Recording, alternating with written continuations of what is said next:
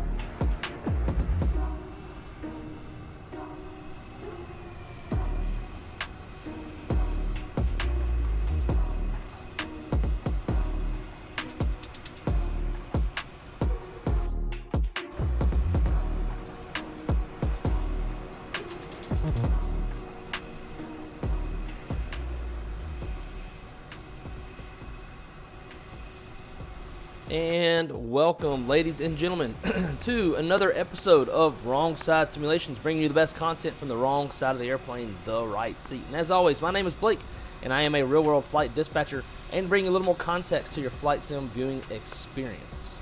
And so today, we're going to do what we've been doing. We're going to just keep on yipping around in the good old YIPJET. I was asking this morning, I was like, hey guys, I'm going to try to do some streaming. What do y'all want to see? And Shaq was like, you know what, man? It's just been a real stressful week. I just need a nice laid back flight. What do you have set up? So I got the Airbus.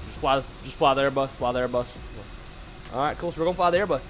So I don't know about laid back. I don't know if y'all have looked at the weather radar lately. Let's just pull up Volanta. Although Volanta is a bit exaggerated, here's what we're looking at. It's nasty. So we're down here, and we're gonna have to get up here. So we're gonna be dodging some weather. Maybe, I don't know. You know how Microsoft Flight Sim goes.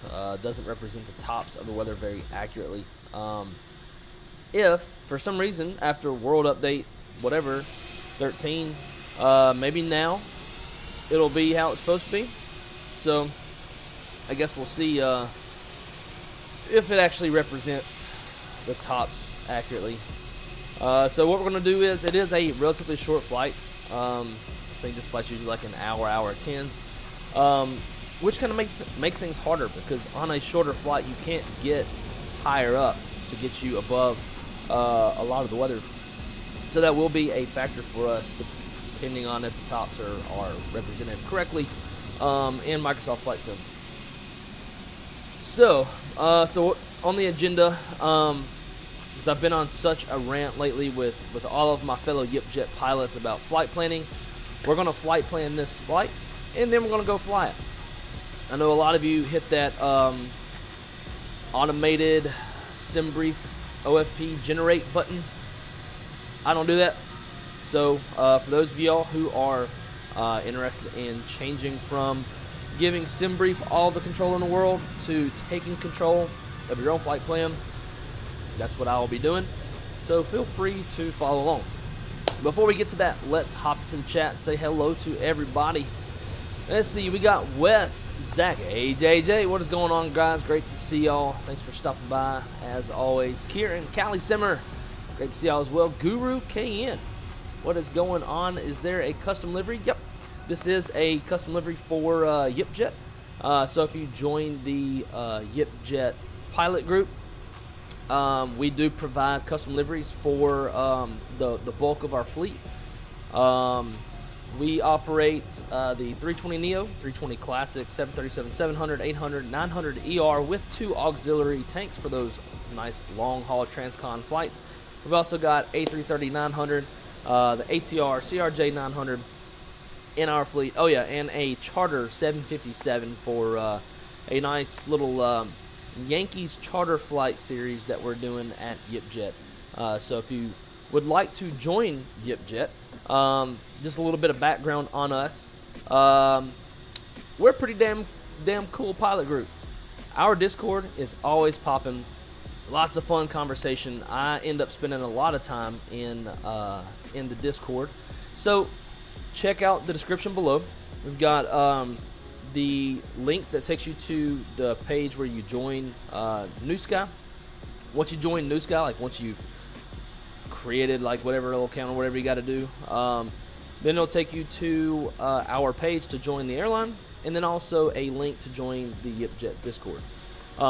Prerequisites for becoming a pilot at YIPJET, because we've had some issues with pilots coming in who more or less kind of chip away at the hard work that our pilots have been making to make this as a successful airline. So we've created, last night I went in and built a YIPJET Academy, and so our requirement is that you obtain a minimum of an 8.0 overall pilot rating, which could really honestly only takes one good flight. And once you obtain that 8.0, then you can join the official YIPJET AIRWAYS. We'll check out your pilot profile, make sure you got that 8.0. If you do, we'll accept you, and come start flying with us. It's been a hell of a lot of fun. So we would definitely, Callie, congrats on getting 100 on your current training, and thanks again so much for that flight planning tutorial. Have a couple drinks. Here's to you, Callie Simmer. So nice of you. Thank you so much. I greatly appreciate that. You are too sweet. But yeah, guys, so if you have not, if there's anybody in the chat, I think I recognize just about everybody. I think we're all YIPJetters. But if you'd like to join, everything that you need is in the description below. We would love to have you. It is a community-driven airline. We try to have our pilots' voices heard as much as possible. When we had guys who were wanting you know, some like regional type flying, wanting CRJs, wanting ATRs. We've got that added into the fleet. We haven't really figured out exactly where we're going to put the CRJs in our operation yet. So those are there for free flights. ATRs went in yesterday and made Miami a hub, so that'll serve our mainline fleet as well as our ATR fleet. So we have ATR flights from Miami out into the Bahamas, as well as San Juan to St. Thomas, St. Martin, St. Croix, and Punta Cana. So if you are interested in learning the ATR, I did my first flight in it this morning. Was actually successful, and it's not a super, as far as like starting and stuff, it's not the hardest airplane to learn. I haven't really figured out the auto thrust or lack of auto thrust logic in the VNAV logic yet, but you know, we'll get there. So again, that's where YIPJET Academy comes in. If you want to go practice some of those flights, we have those flights in the ATR in there. So that is all for your practicing pleasure. Anyways, back over to the chat. Who else we got? Zach, what is up, dude? Great to see you. The one and only Captain Shaquille Oatmeal, the founder of YIPJET Airlines. Great to see you, dude. Hope you're having a great day. Will, what's up, man? Great to see you. Let's see. The champ. What's up, dude? And let's see. I think we've covered it all, right? Cool. So first things first, let's jump into flight planning this thing real quick. We're not gonna like get all super crazy in depth on the flight planning side of things. Just a good like general way to plan a flight that's looking this crazy. So first thing I need to do actually, get our new sky pulled up.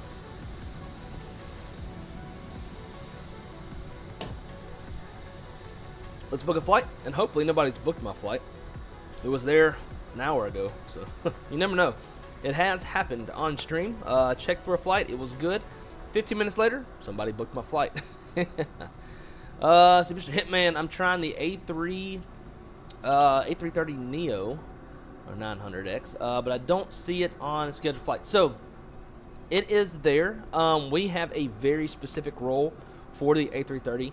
A lot of our fleet, or not a lot, but some of our fleet is tactically, strategically planned and placed. So just to show you, and it's like actual perfect timing. So if you ever want to search for the airplane itself, when you're in book a flight, type in A339, and hey, look at that, it says no flights today. Although it also tells me the same thing when I search for like A32N. Like I can't seem to find the Neo using this method. So I'll show you this. This is like, I'm going into the manager stuff to show this. But it's just to give you an illustration and to show you like how we are using our Neo. So schedules, A339, because it does like sort airplanes here. So what's today? Today is Thursday, right? Damn it. Let's see. Yeah, today is Thursday. I have no idea what day it is. I've been working for the past 4 days, so. So today, so the ultimate thing for the 330 Neo is that we have it on our JFK London Heathrow trip, which takes place Friday, Saturday, Sunday. So which means we need the airplane in JFK by Friday. So Monday, Tuesday, Wednesday, the aircraft can be flown from JFK to LAX.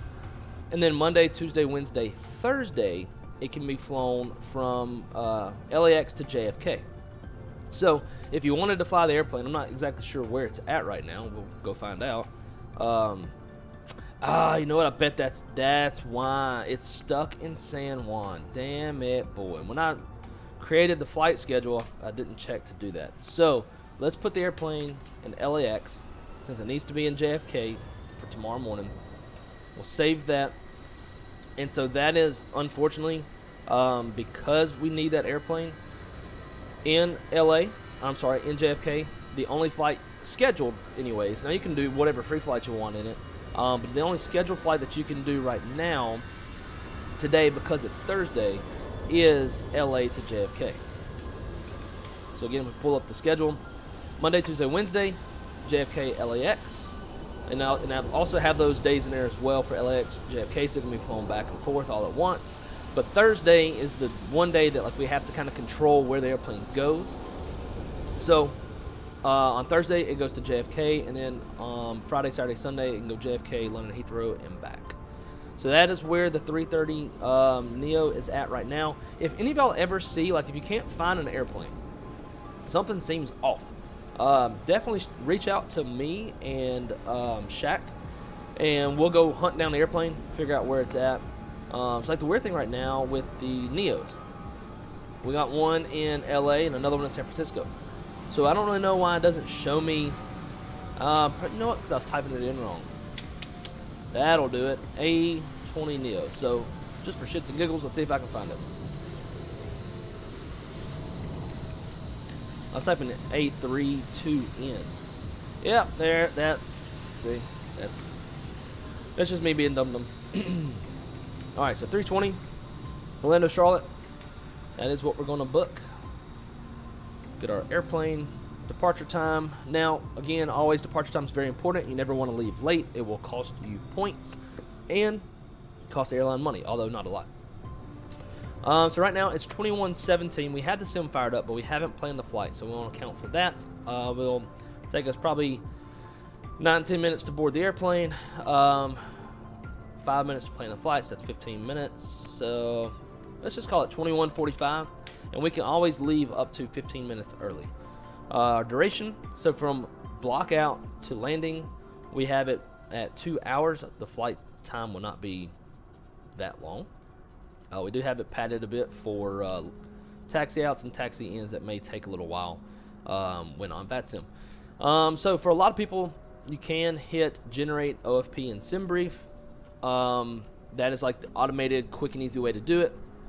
I will show you how I do it and some suggestions that I have for you to save in your defaults, so that when you do generate OFP and SimBrief, it'll at least give you the minimal stuff that you need, like your 45-minute reserve. That is and I even sent Shaq the regulation yesterday of what the FARs say, the Federal Aviation Regulations say, as far as what the minimal amount of fuel is required on an airplane. And one of those items is 45 minutes reserve for a domestic U.S. flight. So I've been seeing a lot of people think about 30 minutes because that's just what's saved in the default in SimBrief. So let me show you what to change, and you can change it in your SimBrief. And let me turn this down for y'all. It's probably a little bit loud. Change it in your SimBrief, and then your flight plans will have a little bit more gas and be a lot more realistic. So, all right, we got the flight plan booked, or we got the flight booked. Let's click on review flight info, and here it gives us our cargo. I haven't been planning cargo because I didn't know I could get to this section.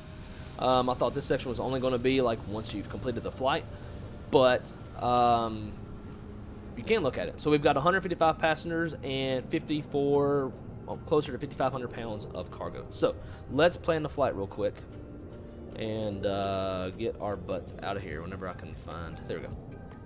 So new flight, and I don't remember what this flight number is. It is YIPJET 701. Let me kind of blow this up so y'all can see it. There we go. Yippee 701. Orlando to Charlotte. We're going to be flying the A320. We're going to go grab our specific profile, the FENIX YIPJET A320CO. We got a standard cost index of 21, so we'll leave that. All this stuff, once you have it set correctly, it's all basically set off of the aircraft profile. You won't ever have to touch this. Now, selections. This is the stuff that you can save as your defaults, and it'll be used once, like when you hit that automated OFP generate button. So for U.S. flights, and I won't go into the nitty gritty of it, but there are what's called exemptions. My airline has the exemption. It's called it's not even an exemption. It's an operation specification, where essentially if an airport is within 950 nautical miles from the contiguous 48 the flight falls under domestic fuel policy. So our furthest flights other than London Heathrow, like San Juan and even like well, I guess San Juan, you know, that's a U.S. territory, right? So you may not think about that being international, but like Jamaica, we have some flights to Jamaica, Cancun, Mexico City. Those would, under that op spec, would fall under a domestic fuel policy. Therefore, I would suggest that in your selections, set 45-minute reserve and hit save defaults. So then every flight that you do, when you click that little generate OFP button in New Sky, will apply 45-minute reserves. Another thing you can do, and I would really suggest this too, especially for people who don't really plan flights. So you want to, at minimum, all airlines typically aim to land at around 60 minutes of fuel. So your 45-minute reserve and 15 minutes on top of that. By definition of fuel, that extra 15 minutes would be down here, but you can't save that. But you can save contingency fuel. So what I would do, for those of you who just, you know, aren't the biggest flight planners in the world, come down here and set 15 minutes. Moderate rain starting. Yep, I bet. Set that 15 minutes, hit save, and then you'll always have your 60 minutes of fuel. Now, I want to caution you on this. Thanks to Callie Simmer reaching out to me earlier today, she had an issue where she planned her 45 minutes of reserve plus 15 minutes of extra, as I've been preaching about. But because she's trying to be a Billy Badass, and I say that in a good way, she's planning her flights manually, just like I do, and not hitting the automated OFP button. Therefore, New Sky doesn't have the OFP to analyze and know what that reserve fuel is. So she's having an issue today where she landed, I think she said landed with 5,800 pounds of gas in a Neo. That's like well north of an hour of gas. And New Sky was basically detecting that she landed below reserves. Hugely false. I'm going to be reaching out to the developer to see if there's not a way that we can't upload or somehow New Sky ingest manually planned flights to avoid this issue. So until that's resolved, if you're going to manually plan your flight, do 45-minute reserves and then 30 minutes of gas. And it pains me to say that, like if it's a beautiful day, it as a dispatcher, it kills me to say put all this damn gas, but it's the only way we're going to avoid New Sky thinking that we've landed within reserves. So for y'all, maybe do 30 and then save, and you'll always have 30 minutes of contingency fuel and reserve fuel. Now, by definition, contingency fuel is for known or anticipated constraints. Extra fuel, by definition, is where this fuel should be going, but for your ease of life, just put it here and hit save, and you'll be good. Now, let's look at this. Maybe. There it goes. Ew! So we want gas, right?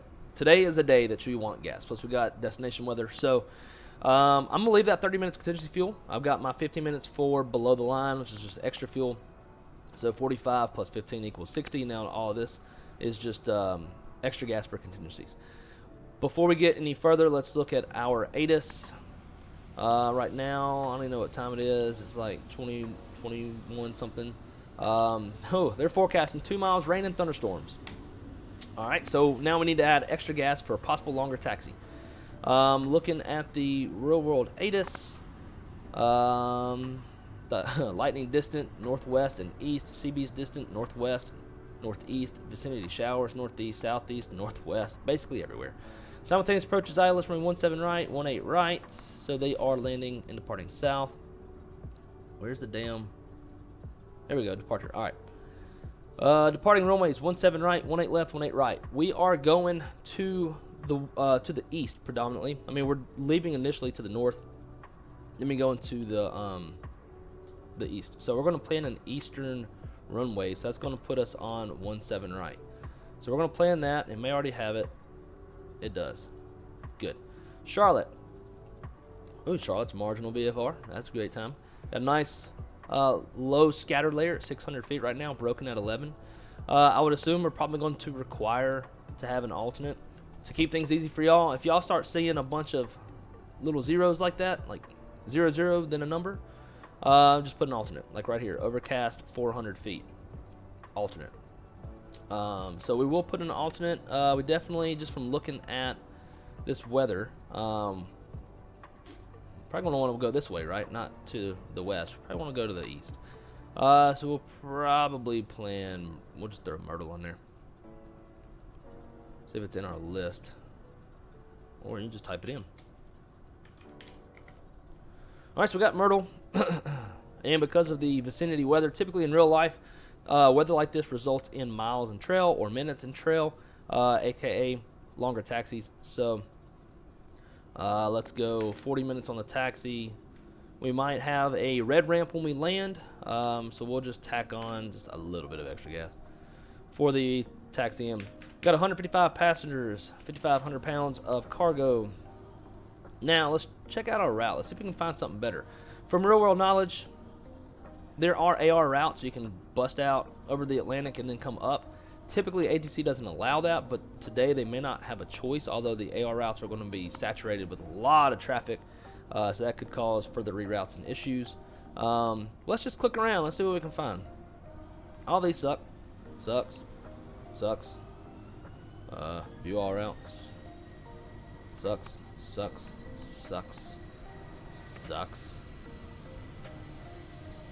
Hey, that's kind of what we're looking for, but that doesn't make for a fun stream, right? So let's just keep it on the pref route, and we'll just navigate our way around this shit. Cool. So I think we pretty much got everything. Orlando, Charlotte's departing south, arriving north. We got Myrtle as an alternate for forecasted weather and low ceilings. CI-21. Got a 30 minutes contingency fuel, so that's going to be for weather deviations. 45-minute reserve, that's required by law. 15 minutes, that's required by the airline. And everything else looks good. So let's as a dispatcher, as a real life dispatcher, we're playing. Let's see, extra taxi fuel for possible extended taxi due to thunderstorms and MCO. Dispatch add fuel for weather deviations en route. Tops at, I don't know what the tops are at. We can click this little button, it'll give us an idea. Oh my god, tops at 46,000 feet. Tops at flight level 460, ... Good luck. I would not actually say that to a real crew.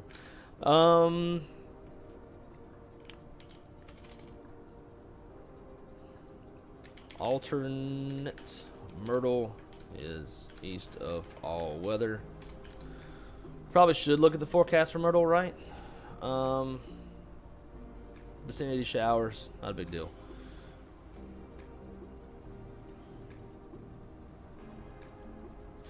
Then we got some jet streams too, so I would predict there'd probably be some turbulence.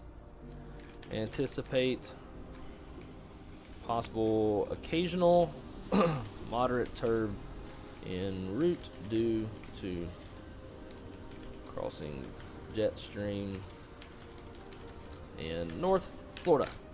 Wham! That's my name. Dispatcher's name, Callie Simmer. She is officially dispatcher. Alrighty, let's generate.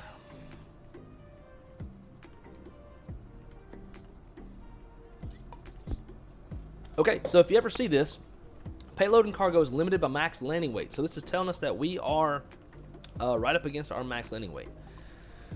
So let's see what we got. Now, I know a lot of y'all use Lido. I don't use Lido. I use this because this is closest to my airline. So I'll break this down for you. But right here we've got our summary of our weights. Now, zero fuel weight's 131.1, and you do like round up to the nearest hundredth. So we're nowhere close. We still got like a good buffer on the zero fuel weight. It's probably because it's bumping payload for the gas that we're opting to have. Takeoff weight's 148.6 with a max of 148.6. Damn. And we're up against our landing weight too, 142.2 versus 142.2. So, not great.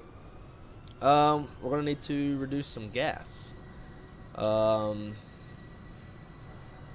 Just seeing how it plans some of this stuff. Plan takeoff, cool. So it's going to deduct this from our plan, from our fuel. So it should calculate our fuel, our taxi fuel is burned, which is what it's supposed to do. So the next thing we can do is let's kick off our extra fuel. So the extra, not contingency, but extra is not required. Like if you need to reduce that fuel, you can. For planning purposes, if you can take it, should have it. But if for operational reasons you need to get rid of it, get rid of it. So let's see what that gives us now. Generate. Still limited. Not great.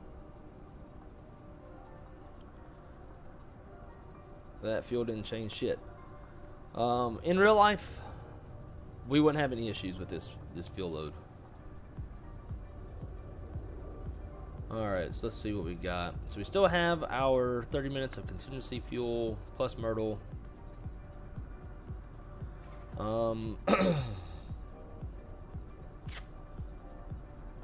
Let's see, forecast was calling for, it wasn't convective, I don't believe. Edit. Charlotte. Just rain showers, just some kind of nastiness. Can we 18504 this? No, we cannot. Weather's too low. Let's knock off another 15 minutes of gas. And this is probably like, even though New Sky gives you payload, I probably wouldn't. Not just kick it off. Like, keep your passengers, kick off the freight. We're still bumping up against that.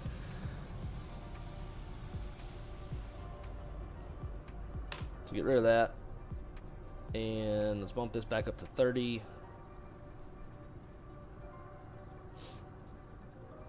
Hey, look at that. Funny how that works. Let's throw that 15 minutes back on, see if we can take it.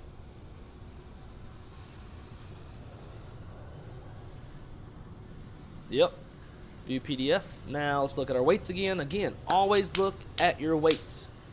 Because if you weren't paying attention to any of this, you'd be landing overweight and you get docked like crazy. Alright, so we're not up against our max zero fuel weight. Takeoff weight's 146.6 with a max of 148.5. So we're good there. Landing weight 140.2 with a max of, yeah, so we got a nice little 2,000 pound buffer right there, which is typically in real life when we're tankering fuel, that's kind of the buffer we're looking for. Now the other big thing to pay a lot of attention to, if you're cognizant of it, we have 1,000 pounds of taxi fuel. We may or may not burn that. So if we don't burn all of that, whatever we don't, let's say we only burn 200 pounds. Now we got 800 pounds left, and you would want to basically tack that on to your takeoff weight and landing weight.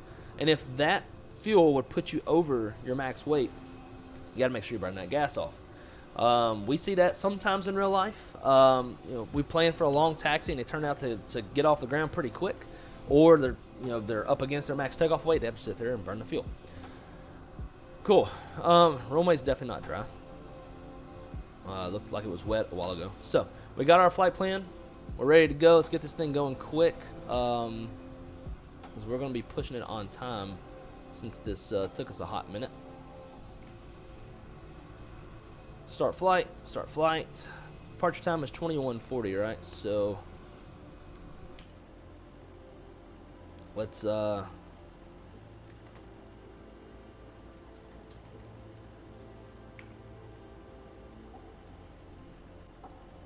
request boarding.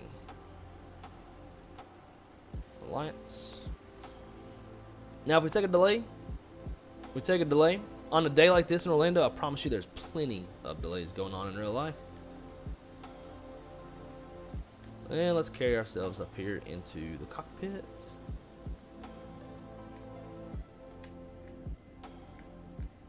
And we better get some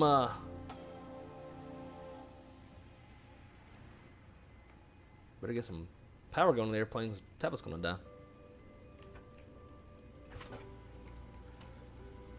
Start flight. Boom, boom.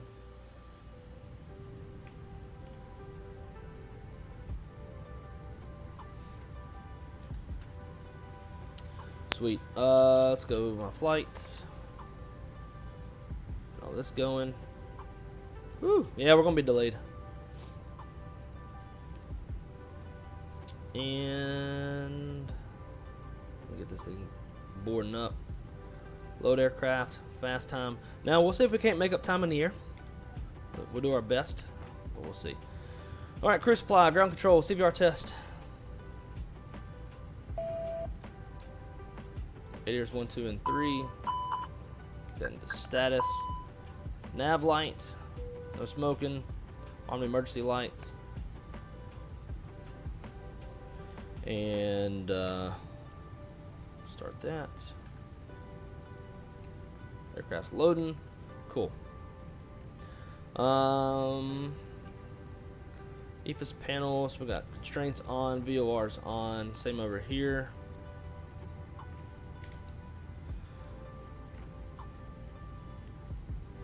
Auto, all, cool. ATSU, AOC menu, received messages, load sheets, 0 fuel weights 129.3, sweet. We'll accept that, return, fly to nets, data required, we'll get that going. So clearly we're going to be running a little bit late. So I'm gonna rush through this as fast as I can, then we'll get back to the chat. And I promise I'll catch up in the chat. Right. So data, IRS monitor, it is aligning. Data again, AC status. 20 April 2023 to 17 May of 2023. So our nav data is good.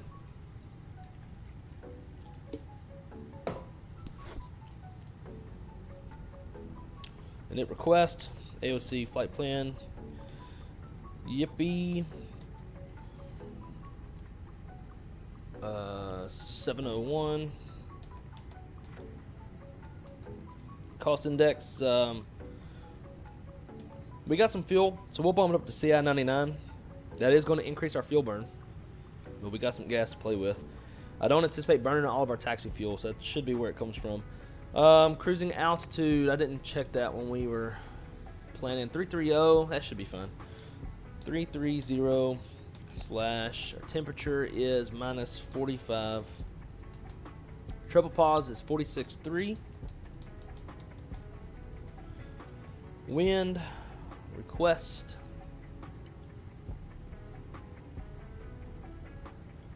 Wind data uplink is good. We actually had issue yesterday with a couple flights not getting wind data uplink, so they had to go manually type in all of their winds.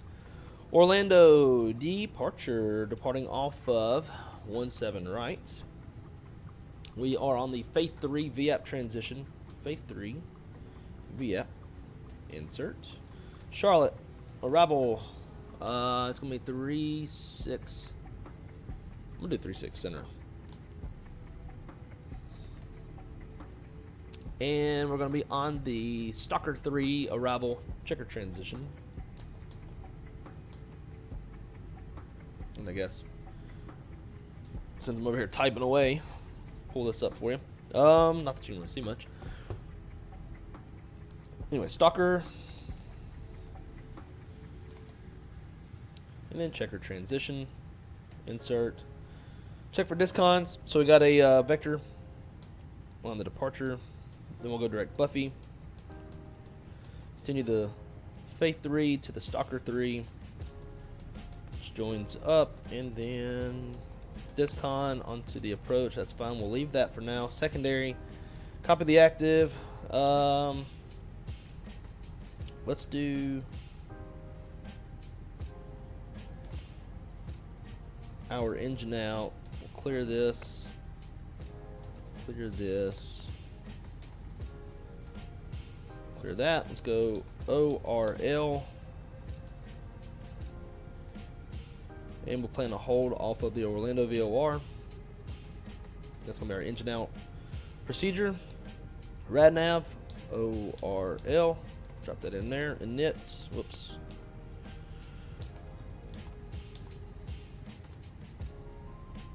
There we go. Init B page. Taxi fuel is going to be 1.0. Route reserve 0, that's flag fuel policy only. Let's see, our plan 0 fuel weight 129.3. Put our standard CG of 30 in there. Block fuel is going to be 18.3. Got that. Let's put our 45-minute reserve in. Hey, don't take it like that. Reserves is 3.4. Alternate burn is 3.3.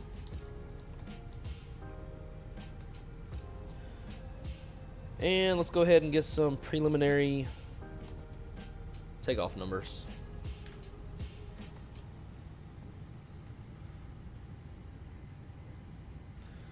So to do this, just use the weights that are on your paperwork. So we're departing off runway 17 right. I'm going to mark it wet.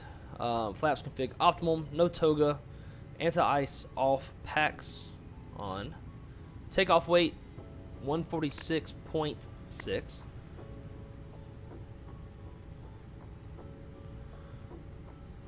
Mac tow,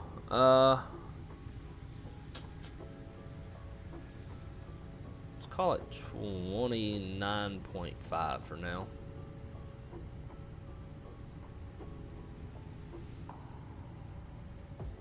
Enter that. We'll get the METAR. Let's just cross-check the METAR. I've been burned by this, where FENIX is behind a little bit, and then I have the wrong altimeter setting for New Sky, and I got docked. Orlando is reporting thunderstorms right now. Winds 190 at 9, 10 statute miles. Thunderstorms, few at 2,500 CB, scattered at 6, broken 85, broken 13,000. Temperature 31, dew point 19, altimeter 2981. Lightning distant, northwest and east. Occasional lightning in cloud and cloud to ground. North, northeast, thunderstorms, north, northeast, moving east. Great. So, north and northeast, moving east. So, yeah, could be an issue. Let's calculate that. And then flaps 1 slash down 0.2. Flex temp. You know what? I think we will go flex or no flex due to possible low level wind shear. So let's recalculate. They'll just give us different V speeds. Cool. So no flex now. V1's 119. VR's 140. V2 140. Transition altitudes are in there. And then per my real life, now this is something that won't be in Navigraph. Oh hey, we got our numbers, or we'll have our numbers now. So let's go ahead and get the correct shit in there. Alright, so 0 fuel weight is 129.3. We've already got that in there. Let's correct the CG, which is going to be slash 30.4. And then now we can get our actual correct takeoff numbers.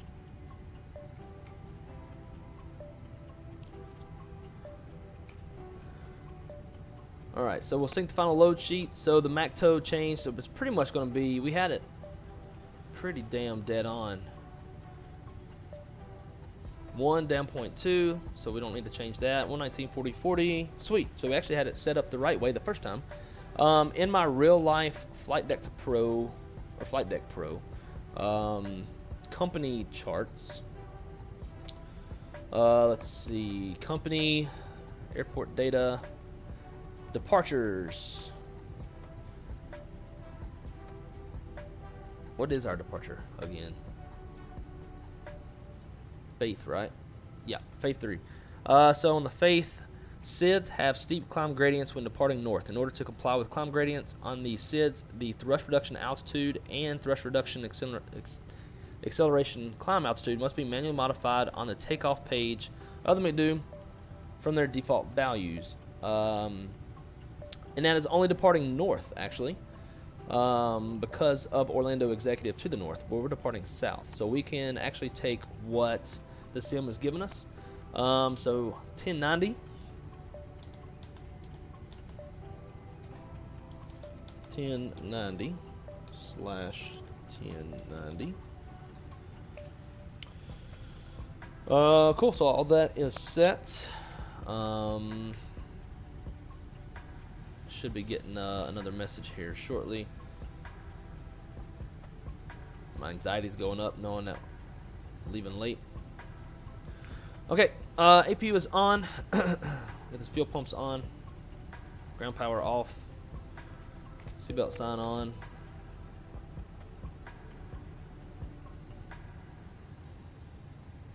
Ground services. Close the door. Pull the GPU. Jetway is still connected, so we'll pull that as well.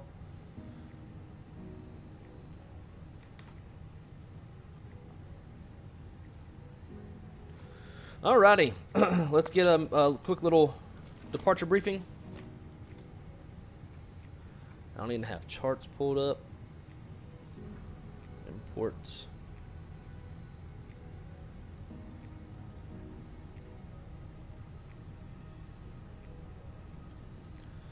Faith. Initial climb 7,000.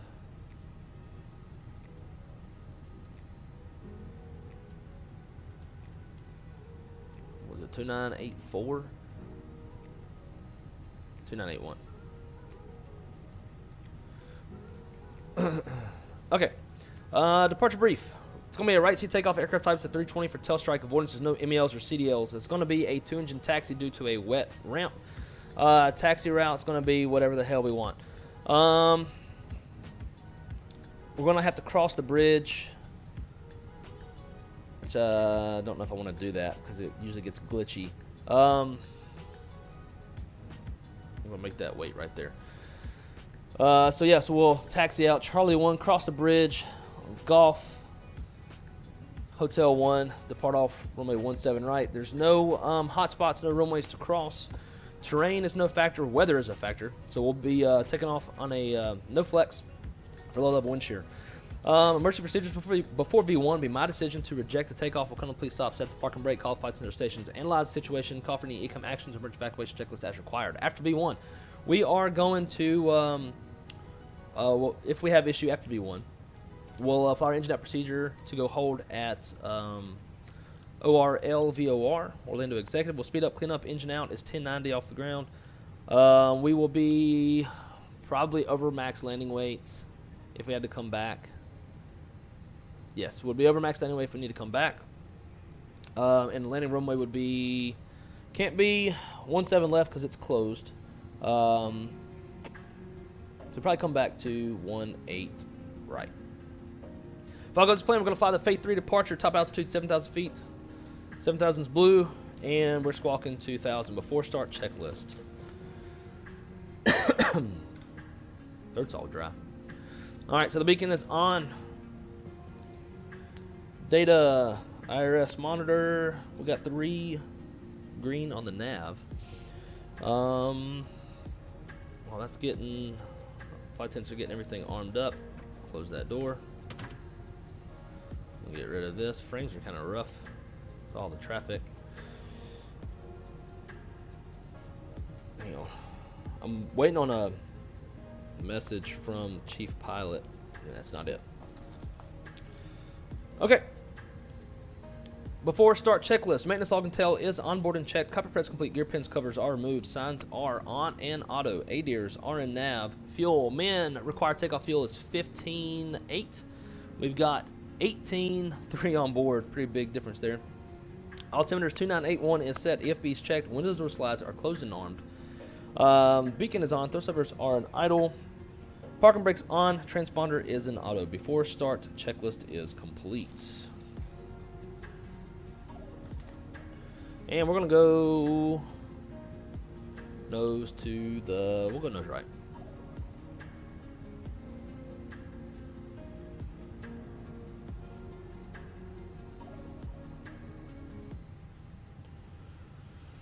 Alright, let's get rid of this company message that will drive me nuts. 0 fuel weight 129.3, tow 146.6, that's correct. So we got 155 passengers plus 1 child. 0 fuel weight CG is 30.4 with a MAC tow of 29.4.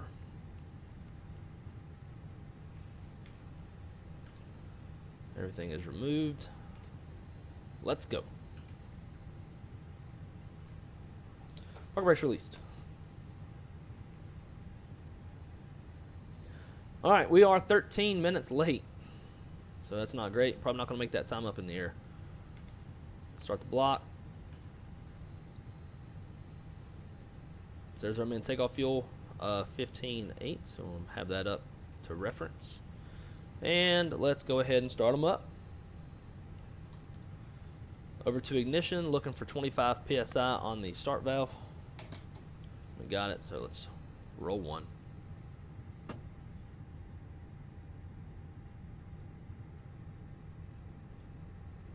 I don't know why that particular camera does that.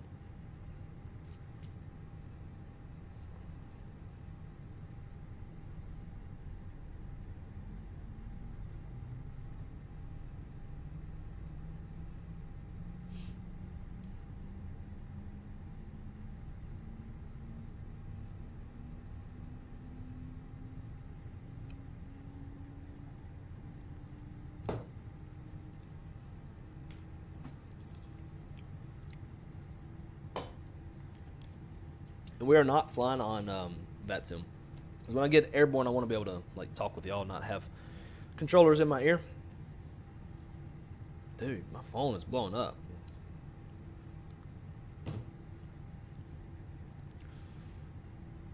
And we've got a good start on one. Rolling two.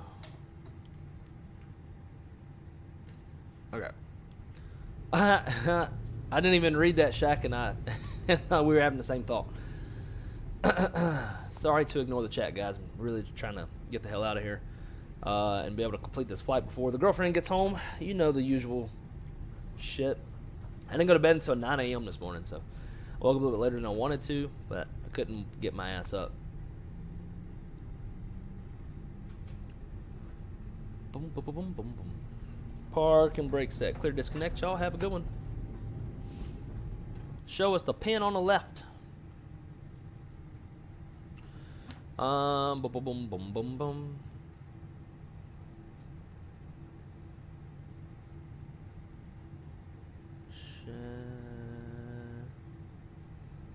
Better not practicing on the academy on that ATR. That will demolish my pilot rating. Yeah, and I guess that's the thing with the whole academy deal, right? It's like it's still going to negatively affect. Like if you're training and you crash something because you're training, it affects your pilot rating. We'll have to figure out a way to decipher through all that. All right, so we got a good start on 2. So let's start the 3-minute timer for the engine warm up. And over to normal, arm spoilers, reset, rudder trim, flaps 1. It is down 0.2. So it should be about there. We'll go on TA and we'll shut off the APU. Alright, after start checklist. After start, engine anti-ice is off. Yellow pump is off. Rudder trim 0. After start checklist complete. We'll show us the pin over there. We got it. We'll flash the light at him. Sweet. Let's get my flight controls where they're supposed to be.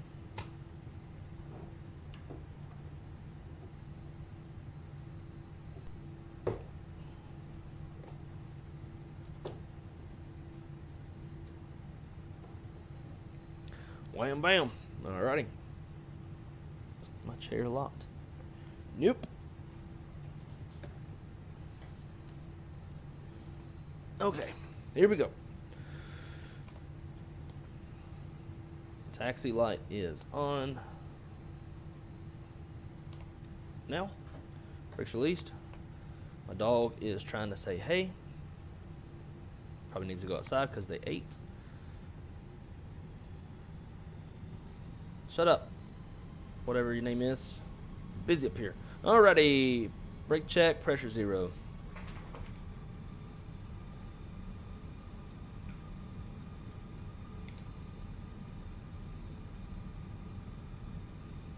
British Airways. I usually see that flight whenever I'm at work.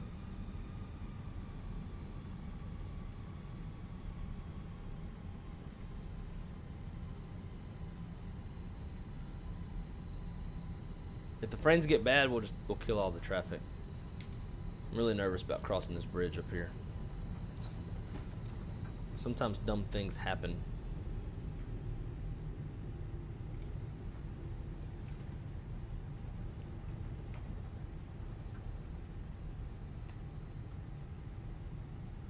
Make sure we're clear on the bridge. I think we are.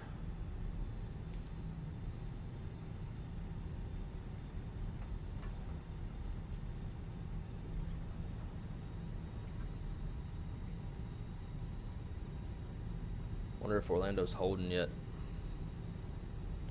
Okay. Mini brief. We're departing off runway 17 right. Gross weight's 147.4. Takeoff is 146.5. So we're looking about right there. Whoops. Flaps config 1 plus F. Fuel 18.1. V1 is 119. V2 is 140. And top altitude 7,000 feet. 7,000 is blue. First fix is Cape. Flight controls check. I might hit my stick. Full up. Full down. See, that's the kind of stuff I don't like. Neutral, full left. Full right. Neutral. Rudder. Full left. Full right. Neutral. Flight controls check is complete.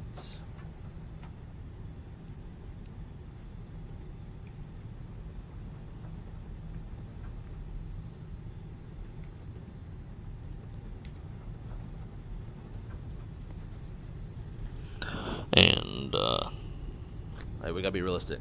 Yeah, hold that button. And ladies and gentlemen, from the cockpit, this is your first officer speaking. We are making our way over to runway 17 right for departure. We are expecting some possible bumps while we're on the climb out as we make our way around some of these build-ups. So we want to ask that you maintain keeping your seatbelt fastened during the climb, and if we are able to find some smooth air, we'll turn the seatbelt sign off for you. We're looking at 1 hour and 8 minutes from wheels up to wheels down, and looks like we might be number 1 for takeoff. So flight attendants prepare the cabin for departure. Bing, bing. Alright. We got our 3-minute warm-up.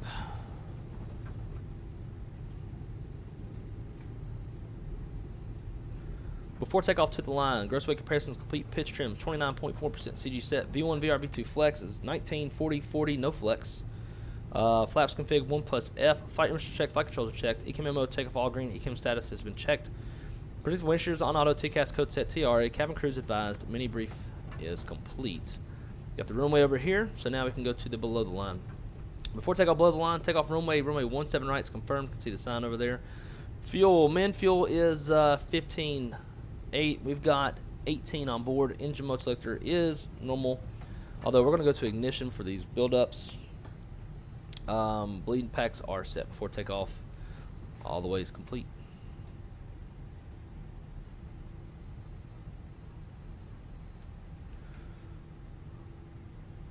Alrighty, so this guy is landing on this runway. We're going to try to get out of here before he lands. Runway 17 left and 35 right are closed for a hot minute. So that's how I know he's coming to this runway. I missed the lights. There it goes. Helps when you got bindings for everything.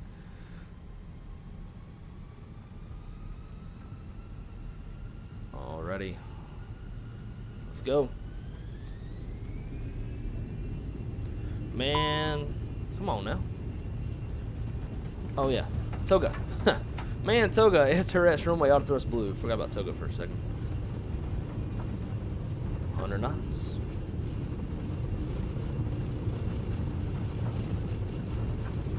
There's V1.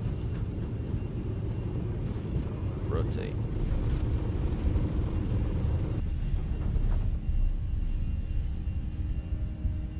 We got positive rate. Gear up. Disarm spoilers. nav.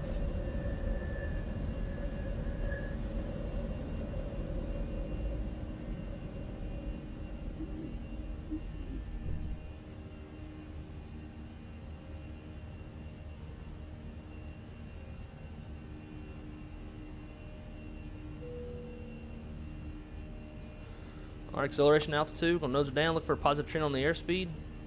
It's a nasty microburst out there. Thrust climb.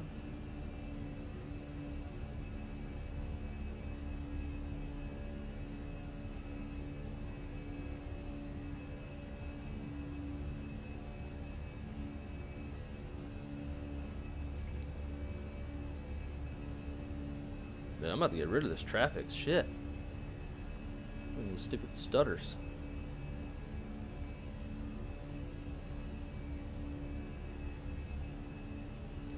Sure would be nice to have weather radar. Alright, flap 0, speed checks flap 0. After takeoff checklist, landing gears up, flaps retracted, bleed packs are set, APU is off. After takeoff checklist complete. Alright, so we're going to get around this stuff.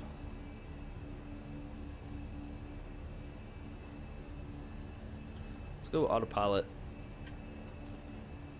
And it's out this way. Ugh.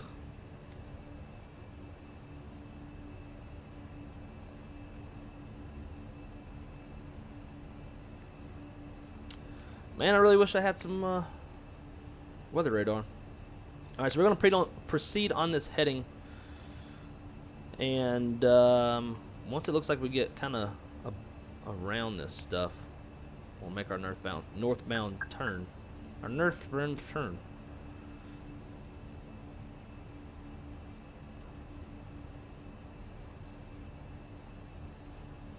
Keep the climb going up. 190.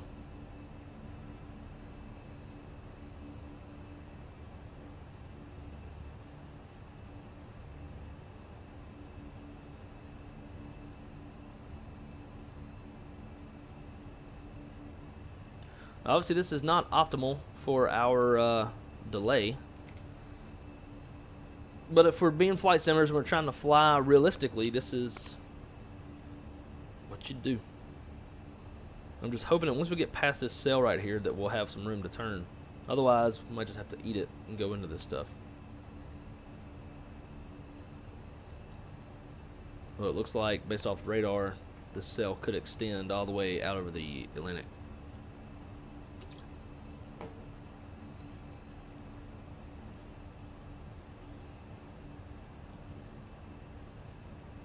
That's our temperature right now.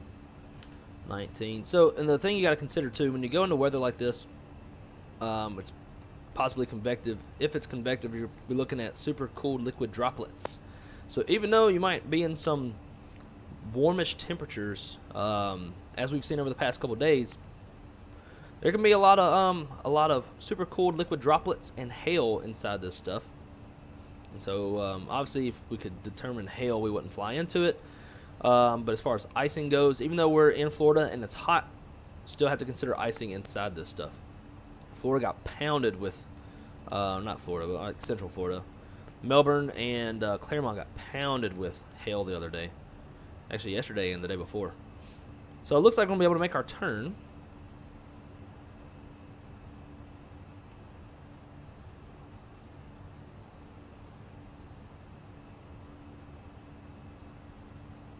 So let's get that turn going.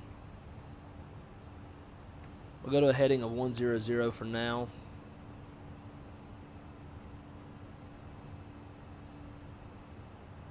Let's see how that looks. All right, we're above 10, so get those lights off.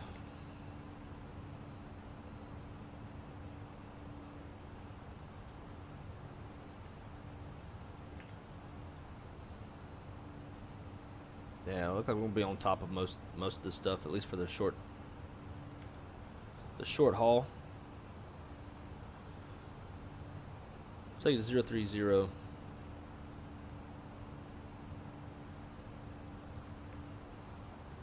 have actually come in and landed in Orlando with a lot of weather like this, and it was pretty gnarly. Alright, looks like we got some higher tops out there, so at least there's some like high-ish stuff.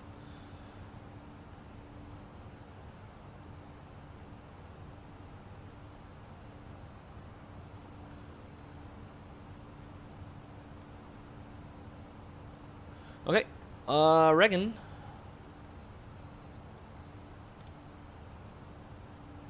we'll go mud bog direct, mud bog, insert, and we'll deal with this stuff as we get to it.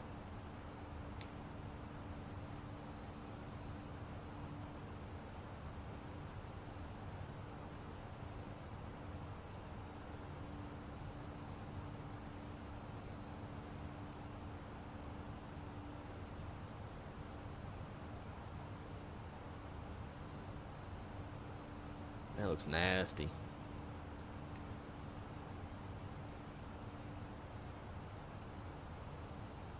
Going, well, west actually looks like it'd be shit too. Or east, rather. I always mix up my easts and wests. I'm going to stick with the airplane until transition altitude so I don't forget about it. I did kind of forget about landing lights for about 1,200 feet, so to not get docked any worse than we're already going to for a delay, I'm going to pay attention to the airplane until transition, then we're going to get back up to the chat.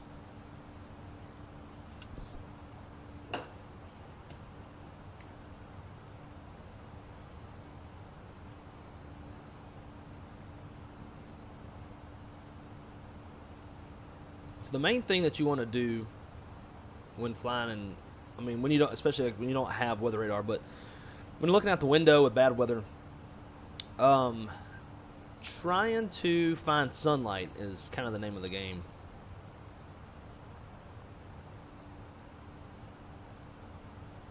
And I don't really like what I'm seeing up ahead of me.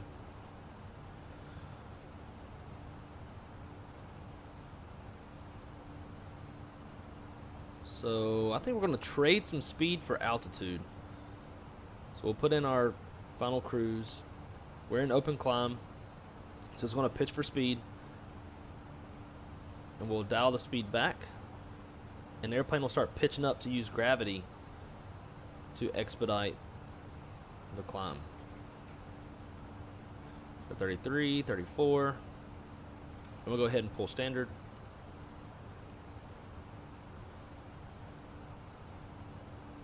4,300 feet per minute. Look at that. We're bleeding at altitude, but we're bleeding the speed, but we're getting some altitude.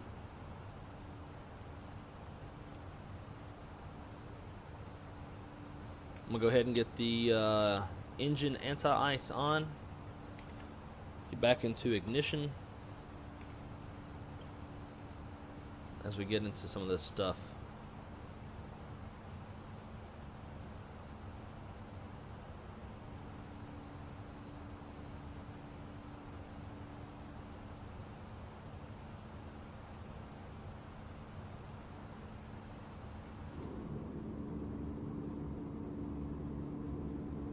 Nasty weather today.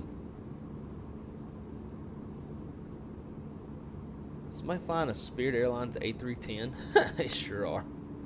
Yeah, that's pretty funny.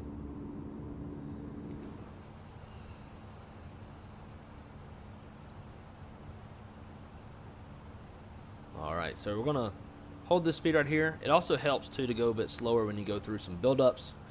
It's a little less aggressive on the bumps. So the airplane's going to shallow off its climb to maintain that speed, and it'll keep climbing as fast as it can while maintaining that speed. I'm not real sure what this is going to be like.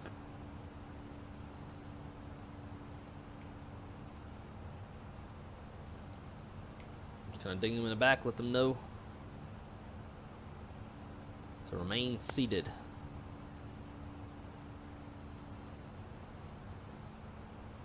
Kind of stressing myself out a little bit. Anyways, so So back up towards the top of the chat. Better not practice in the academy. Read that. Mr. Hitman. Also, hello to you as well. If you're still here hanging out, sorry to ignore the chat for so long. Training up the CRJ right now. Nice. I am definitely gonna get some CRJ flying in sometime soon once I swap out all this stuff for the yoke.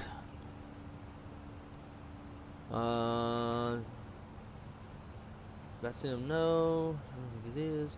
Got a VMR file to see all the new files on VATSIM. Hopefully he'll be on. Oh, not. Oh, I see. Damn, I didn't know. Damn, I didn't know you're gonna be flying VATSIM or anything. I see Bacon flying. Orlando LaGuardia. He's out ahead of us. Shaq, I can jump on if you want. I don't see any controlled airspace. I'll jump on so you can see. Maybe. Well, I mean, you won't see me right now when we're airborne. Maybe on the ground in Charlotte, if you're like flying to Charlotte or something. Oh, you're at Orlando. Damn, I missed that. That's my bad, dude. That's a party foul and a half. Man, I'm sorry. Focus, you know. Got that get there-itis. Trying to get that on-time performance, although we're not going to. Alright, so we're real close to that VLS, and we don't want to be right there. So let's speed up. Airplane's going to shallow off for a minute. To accelerate. So far, it looks pretty smooth in here. As if we hit turbulence, we definitely don't want to get down into this stall buffer.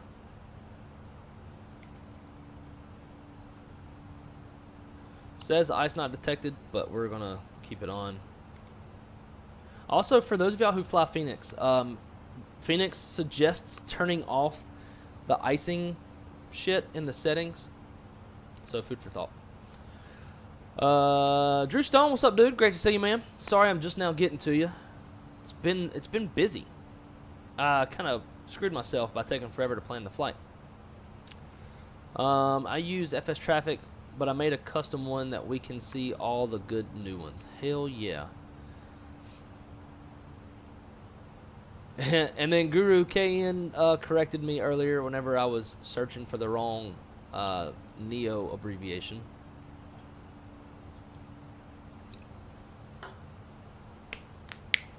Zach, hell yeah, dude. I'm curious to know what kind of profits that flight will bring. And being that it's a weekend, probably tonight, like whenever it hits the new day in New Sky, I'm going to go in and bump up the ticket prices because the weekend always has more demand. So with an increase on ticket prices, I'm kind of curious to see what kind of profits that flight will drive, if any. Callie Simmer, yep, after I watched your video, I stopped generating SimBrief through New Sky. Because you are the shit. I applaud people who like have that willingness to learn, especially something that like could be deemed pretty boring, like you're clicking buttons and whatnot. But there's so much strategy behind flight planning, and that's kind of what's fun, especially in real life dispatch.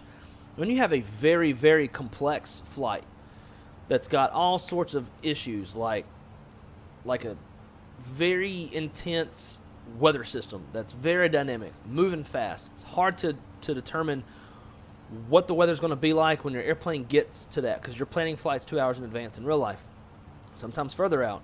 So you got like weather that's moving fast, you got turbulence, you got reroutes and traffic volume and destination weather. Like you got like a little bit of everything all in one flight, and you kind of come up with this like step-by-step plan, and you put your remarks on the release and break it down for the crew, and you're talking to them en route, and you're like you're taking the punches as they come and adapting, and everything works out. Like that's super what do you call it? I don't know. You know what I'm trying to say. It's hella cool. And then like when the pilots recognize it too, and they actually like commend you for your good flight planning, That's like the best part. And like people have no idea that everybody sitting in the back has no idea any of this is going on. It's super super cool.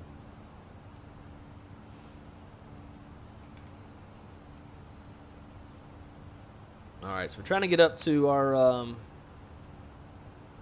final cruise, but we're pretty much on top of this stuff. So we'll just go ahead and put it back into managed speed. It's going to accelerate. It's going to shallow off at 31,000 feet, but it'll be all right. Kind of burpy from this drinking this Celsius. Yeah. So Shaq, if you're still watching, my friend, when do you plan on doing the next giveaway? I think Shaq said he was going to stream tomorrow on Friday and do another giveaway. So if so, stay tuned to Shaq's channel for that.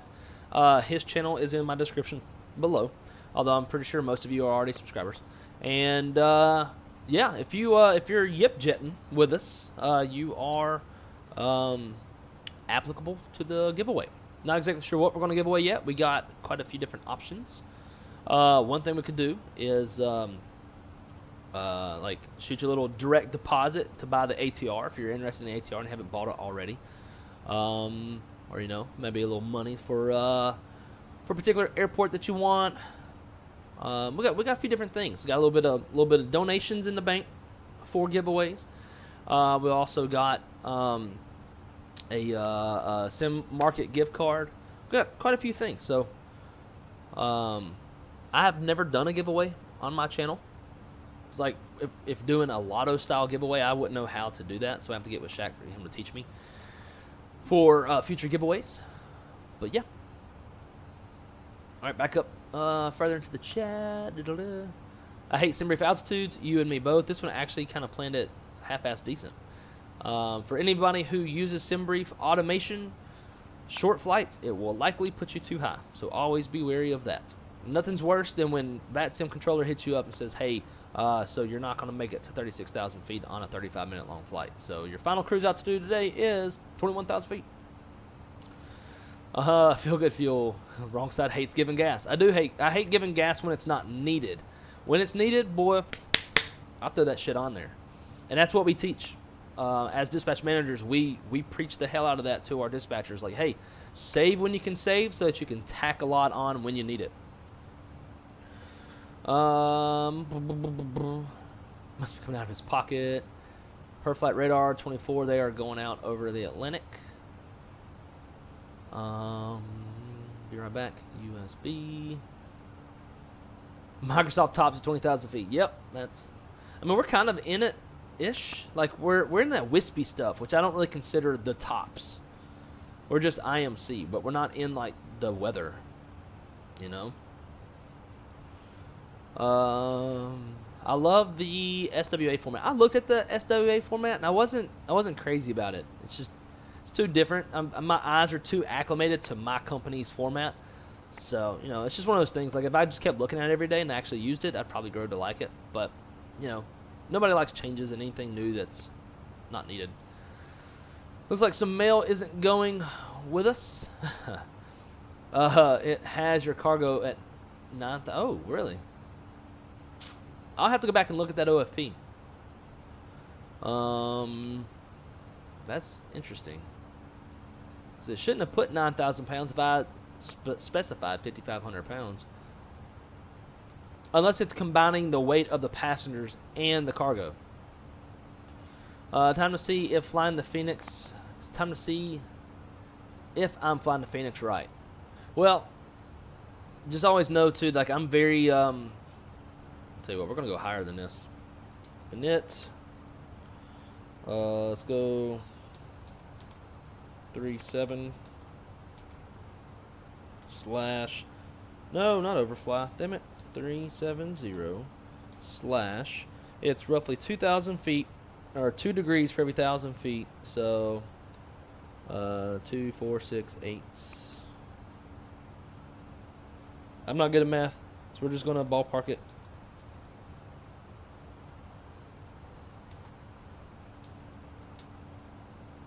That, and then open climb.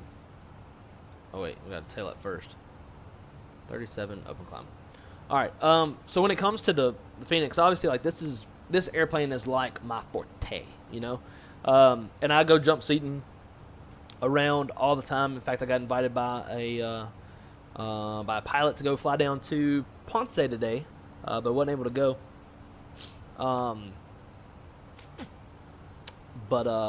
Yeah, you know, I go jump seating around. I watch the real thing, you know, from the cockpit. So I do a lot of studying. I ask a lot of questions. I even have like the aircraft manual per se. The manuals to like go study the flows and that kind of stuff if I really want to get that deep with it. I have actually done it before. That's where my flows came from. The flows have since changed. I ain't changing my flows. I'm good. But anyway, so like, don't really compare your flying much to mine, just because I have a lot more like I have a lot more resources to like add that realism. But if you ever like, you know, if we want a checklist, I can get you the checklist. In fact, I think I might even I don't know. I might have a little flow guide as well that I gave to one of my coworkers for Flight Sim.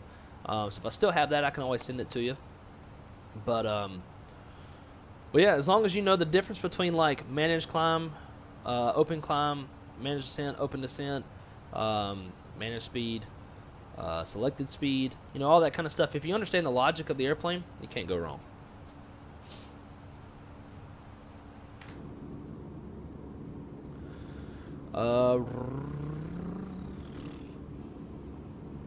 Captain Jared, what's up, dude? Hopefully you're still around. It's taking me forever to get to the messages. Jared has a flight going. Did you land? Oh, hell yeah. Got a 10. We like 10s. I had a 10 this morning. And that got us up over Osprey. And then Osprey went up. This flight's probably going to cost us a little bit.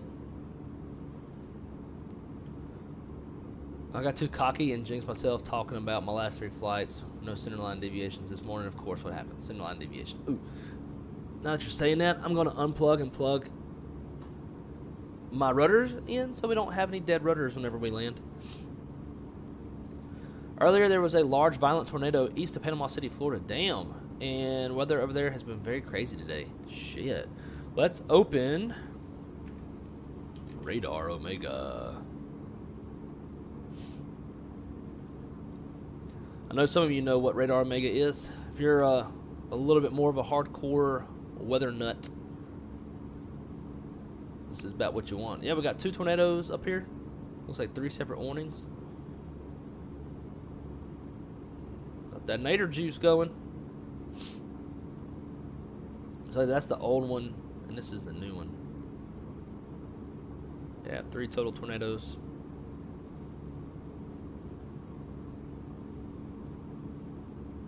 This whole 3D thing's pretty cool.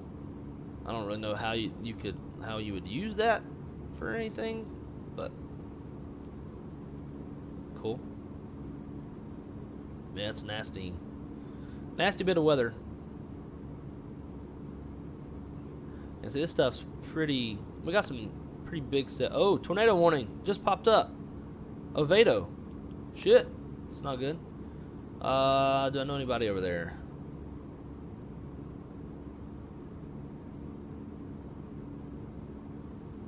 I don't know anybody over there. Crystal's parents are up here in Ormond. And I'm right here. Damn. I want to go outside and look at this cell that's producing this tornado. I'll be right back, because I can look straight across my yard and probably see that. Ay. Side sticks in my legs. Come on, dogs, you want to go outside? Want to go outside? I know y'all can still hear me. Oh yeah, already hearing thunder. Looks like it just rained a second ago too.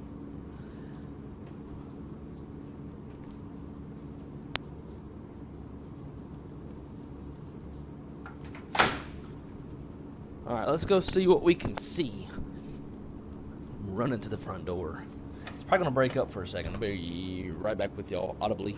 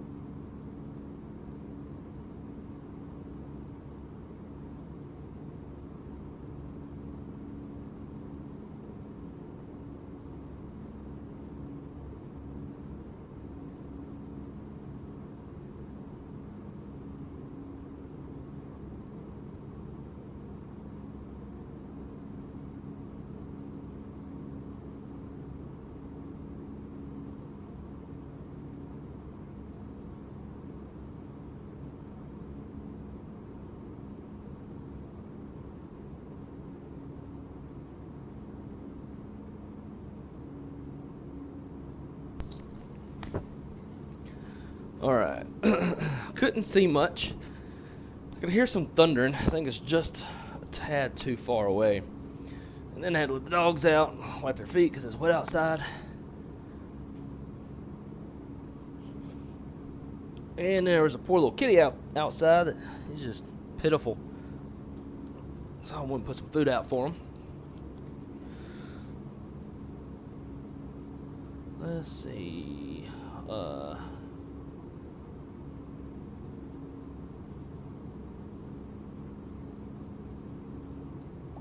Alright, let's go.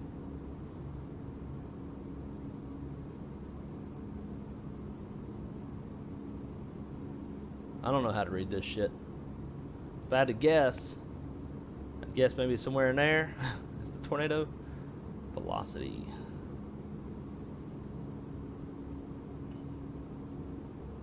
Yeah, I don't know. I don't know what I'm looking at. I just pretend. Damn! Got one down here too. Yeah, you can see a bit of inflow.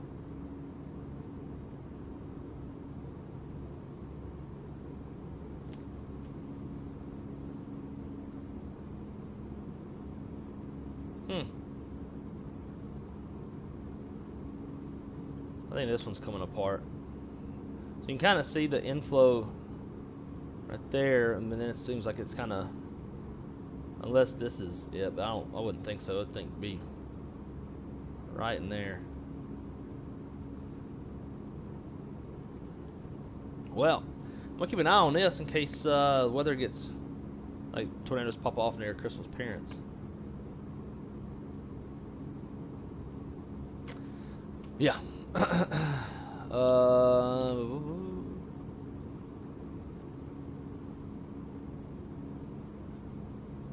Fiddlesticks, I was parked next to you. Damn. Check the rudder pedal. Dude, it's so funny that all of y'all are ahead of me on everything. The whole VATSIM thing, I was like, no, I'm not on VATSIM. I look up and you're asking about VATSIM. Rudder pedals, check the rudder pedals. Y'all are way ahead of me.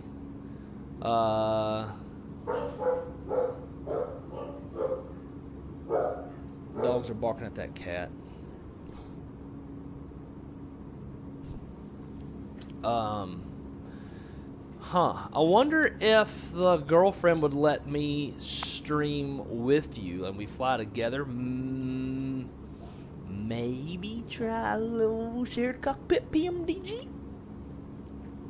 Although, man, I have enough time to, like, for all that. You know, that takes a lot of syncing up and whatnot.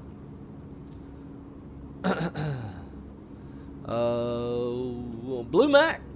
Ayo. What is up, dude? Great to see you. Thanks for coming to hang out. Lauderdale said, hold my beer. What's going on in Lauderdale? They got actually nice weather right now. Oh, clicking on a weather station and it ain't switching. We got 4 tornado warnings right now. Georgia, Leon, Florida, Seminole, Volusia, Brevard County.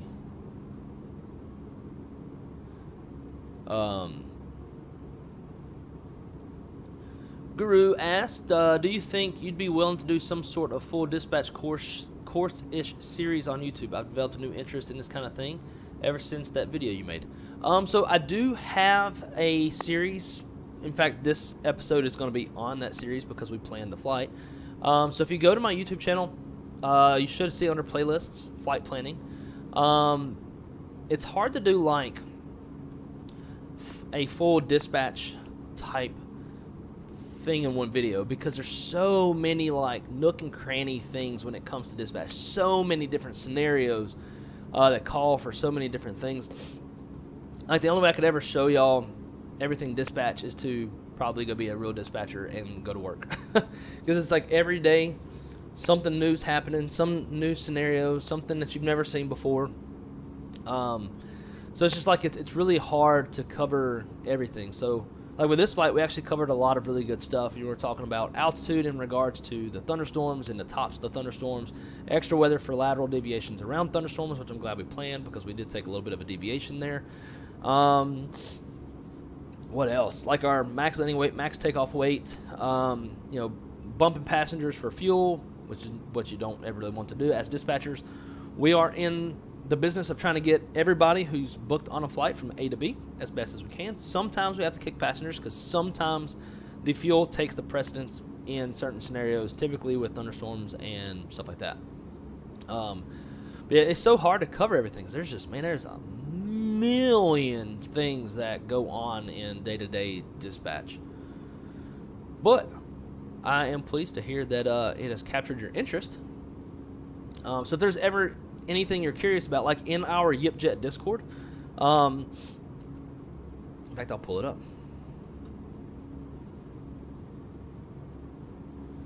Let's see. So in the YIPJET Discord, which is in the description below, I have I created a couple channels, dispatch my flight. So if you would like me, or I think starting next week, whenever Jay gets his internet back up and running, Jay is another channel member. He is EQ in the chat. I'm sure many of y'all are familiar with him. He is a Republic Airlines flight dispatcher. Became a dispatcher from getting to know me, which is super cool. But anyways, we have this channel so that him and I can actually dispatch flights for people. Sometimes it's going to be hard for me to be around enough to do it, just with my job as a dispatch manager. Usually really busy at work. Got a lot going on with aircraft delivery flights from Airbus, which, by the way, the one I was supposed to have coming Saturday looks like it's going to be delayed until Wednesday for NOP HF radio. So, and then on top of that, I work the night shift, so I'm sleeping throughout bulk of the day. So it is kind of hard for me to get to some of those things. But if you go to dispatch my flight and you tag me, then and then once Jay's back up in the room, we'll put that info out there as well, so you can tag him. But if I can, I will absolutely dispatch your flight. And then we also have flight dispatch questions. So if you ever have any question about dispatch, any curiosity, like right here, Callie Simmer was asking me, he's like, hey, I did this, I did that, and for some reason New Sky did this and did that. Why is that? So if you have any questions, whether it's like something that happened or you just have a curiosity, whether it's real life or flight sim related, put it in there. Or you can always just message me, like DM me, and I can answer it that way too. So yeah, we got that avenue as well.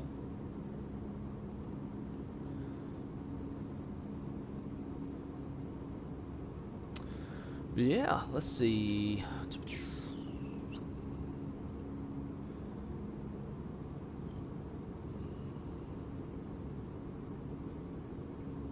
So Wes, yeah, I'm not real fond of how New Sky detects your off block.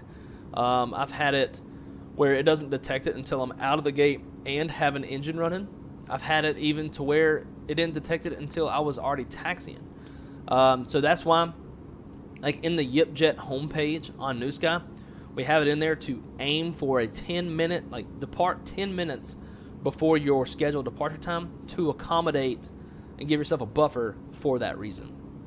But I'm right there with you. I'm not a fan of how it tracks that. And it's not realistic. I don't know why they do that. Your off blocks in real life is when you push back from the gate.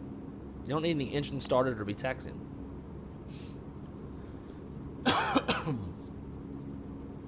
Buy Warden cookies. That's all. That's how you get her to let you do whatever you want. One thing that would include all the important stuff you cover in real life dispatch training. I think through most of my series, we've pretty much done most of the hot stuff. Like we got like dispatching through a hurricane, dispatching an airport that's like having issues with volcanic ash, stuff like that. There's some nitty gritty things in the series as well. Used to it so much, yeah, it makes sense. In-flight cruise level changes go in the prog page.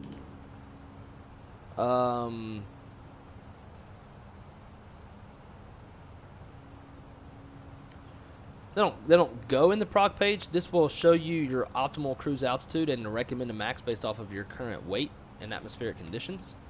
So like this is telling me that the optimal cruise altitude would be 35,000 feet. Well, I'm already at 37. I'm not going down.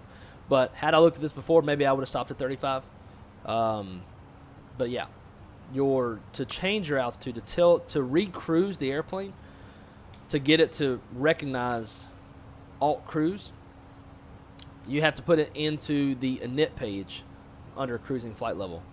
Otherwise, if you don't change it here, like let's say we had 37 but we stopped at 35, the airplane will think we never made it to cruise and it'll never calculate a top of descent for us. So you have to, pilots call it, recruise the airplane.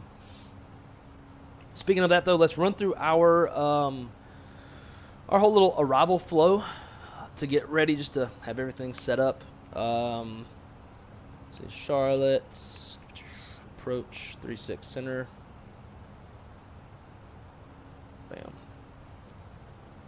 Alright, so we're going to do the HAP flow, flight plan, VAP, fix info, KCLT36, righty tighty. I don't know how well y'all can see over here. Sweet. So we'll drop that in. Let's draw a 5-mile range ring. Back to flight plan. We'll put in another. I don't know why I didn't just hit next. Duh. We're gonna put in the last fix on the approach, which is gonna be the final approach fix of Glassy.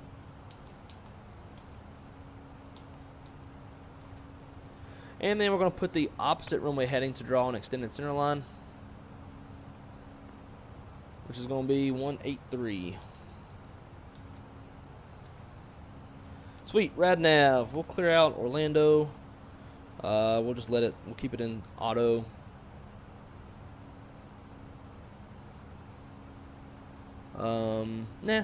We'll tune Charlotte. CLT. It is part of the approach. Proc page. KCLT36 right. Jump that in. 186 miles to the threshold. Perf page, next and next. Let's get current METAR in Charlotte. Wind 070 at 9. Temperature is 16,2994.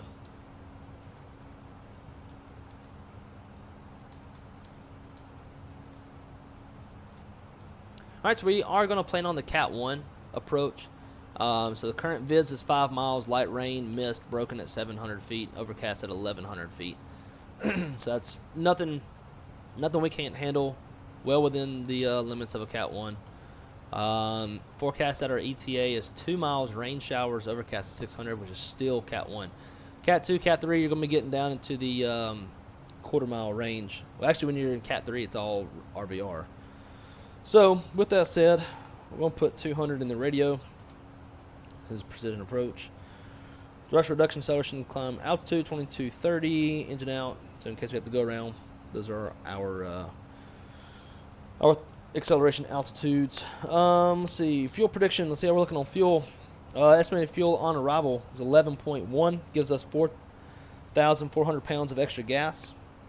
It's 1 hour of gas on top of our alternate. How in the hell do we have so much fuel? Should have been closer to 45 minutes, but I guess we're underburning some or something. Don't know, but we'll take it. Plus, we're flying faster than we had originally planned as well. Secondary, let's delete the secondary, and let's go secondary flight plan. Init. Let's do KCLT/KMYR.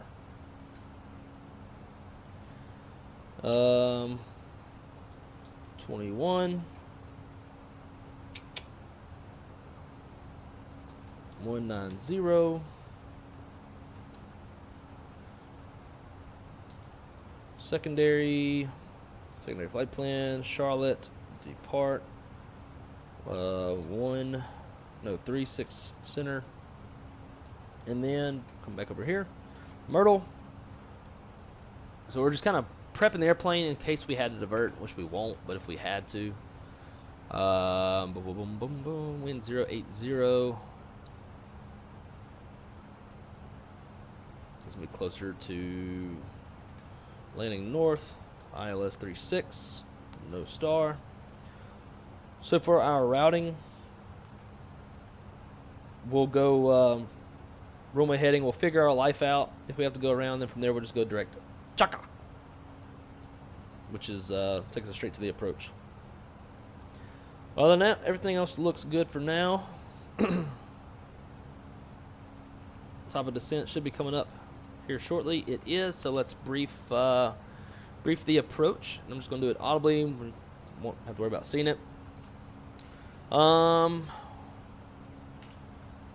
So frequency is going to be 111.7, which is in the box, with a final approach course of 004. That's in the box. The real approach course is 3, but 1 degree is not a big deal. And a 3-degree glide slope, which is also in there. Looks good. So we're planning the ILS from a 3.6 center. Frequency is 111.7. Final approach course is 3 degrees. Final approach fix is glassy at 2,500 feet MSL, which is 1793 AGL. Decision height's 200 feet off the ground. Touchdown zone elevation is 707. We have a standard 3-degree glide slope with approach lights. Pappy on the left. We go miss. We'll climb to 3,000. On the 001 radial off the Charlotte VOR to waypoint Tommy. Minimums for this approach: 200-foot ceilings, half-mile visibility.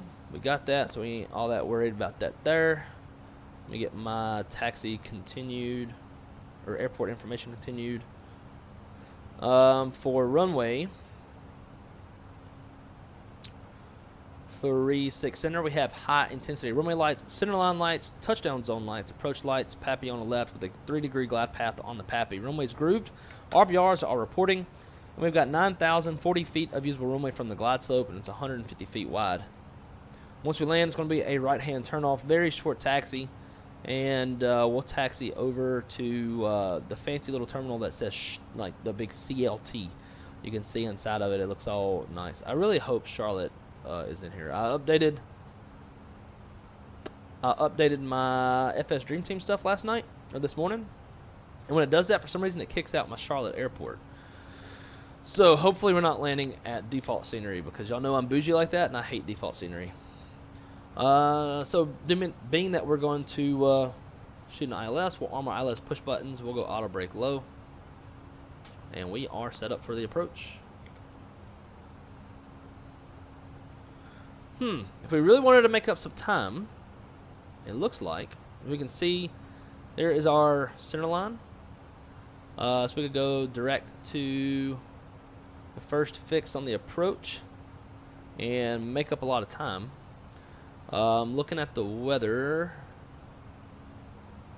from our present position, PPOS, how would that look? Looks fine to me. Also looks like we need to race some weather in, so let's cheat. It's not cheating. It's just dispatch contacted us and said, hey, any shortcut you can get would be appreciated to make A14. So that's what we're going to do. Let's go to Solemn, 8,000 feet. Let's go direct. Find Solemn.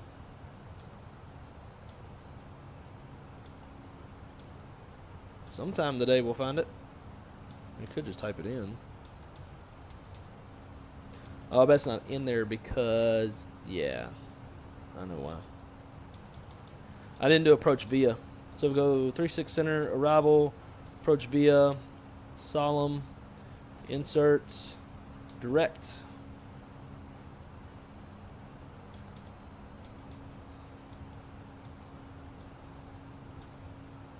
Solemn. How does that look? Do you like it? I like it. Insert. Wham, bam, thank you, ma'am. That'll save some time. So let's see, based off of our SimBrief OFP, we are scheduled to land at 2325 Zulu. So we might be able to get ourselves back on time. We'll see. Top of drops roughly 40 miles out. Alright. I want to radar Omega. Confirmed tornado warning right now. The other one from earlier is, ooh, shit, that's not good. You don't see many PDS tornadoes in Florida. Plus the dog's got to drop a deuce. You know it. See some rotation? Let me pull that back up.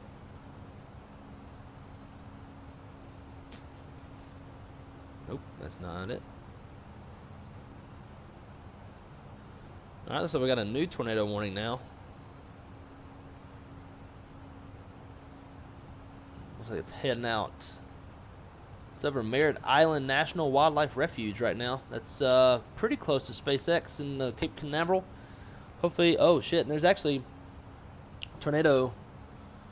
So Cape Canaveral's right here, right? And you got Cape Canaveral Air Force Station. So this nader is tracking. Hope they ain't got no rockets out on the pad. They launched, I think, this morning. Yeah, that wouldn't be no good. No good at all.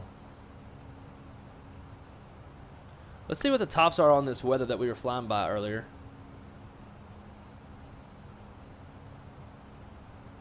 Yeah, tops at 45,000 feet. It may have been up there, but it was hard to tell. These tops are pretty high, pushing 50.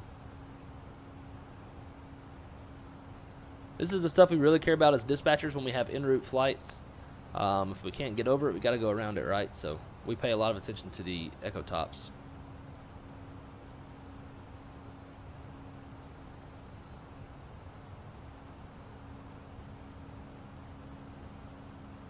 Oh yeah, I see rotation in there as well. What about this one? I can't see it as much. Maybe it's like a rain wrapped.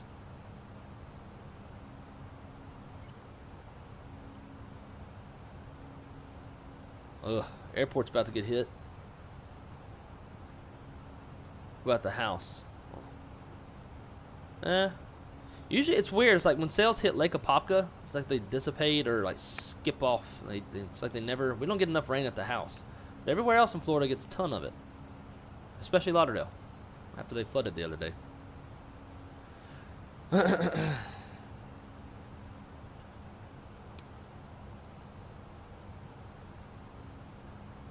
Also seems to be hooking around. Yeah, you clearly know more about this stuff than I do. Jim, what's up, dude? Long time no see in the chat. Checking in for a quick hello. Well, dude, I hope all is well. Hope your ATC coordinator training is going well. For those of y'all in the chat who may not know Jim, he is one of the original channel OGs. He's also one of my coworkers. He is a new air traffic control coordinator at our company. Was a dispatcher, and now he moved up to that position.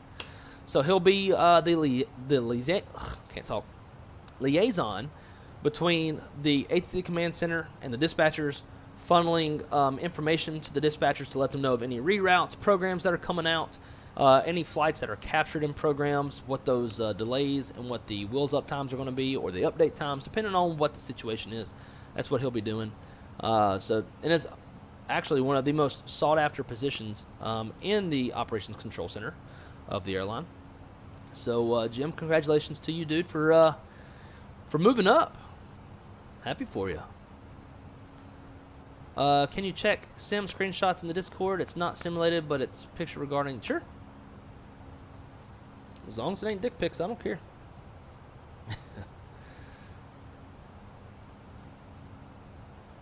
Which channel did you put it in? Like what server?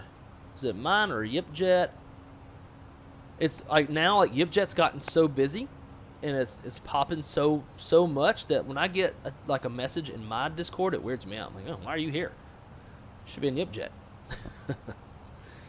Let's see, photo gallery.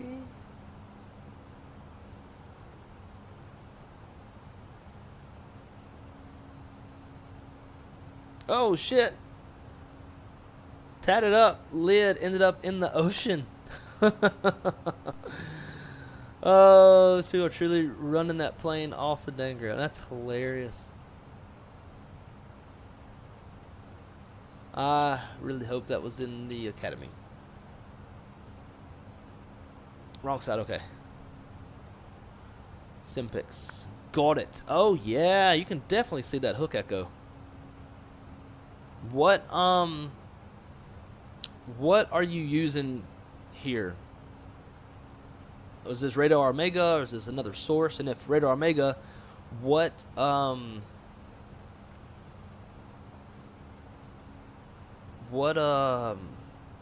like layer we're using and what tilt of whatever layer you were using. Let's go down to 8,000. That's the it's altitude at Solemn. We'll go manage descent, and we'll start bringing it on down.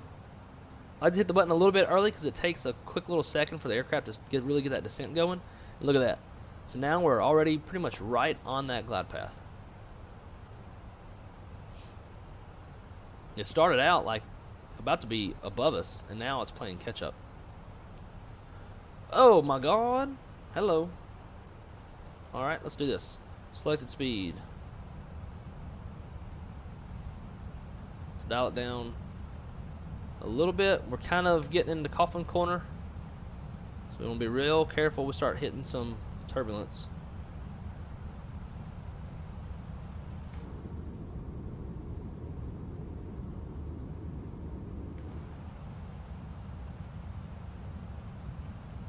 I've had flights crossing the Rockies that are flying CI-99. They're right up against that red line.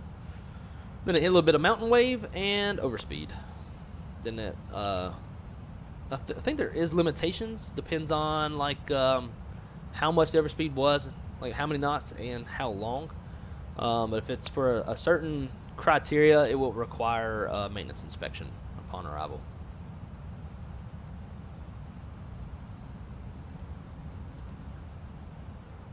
So as soon as we stowed those boards, that buffer went away.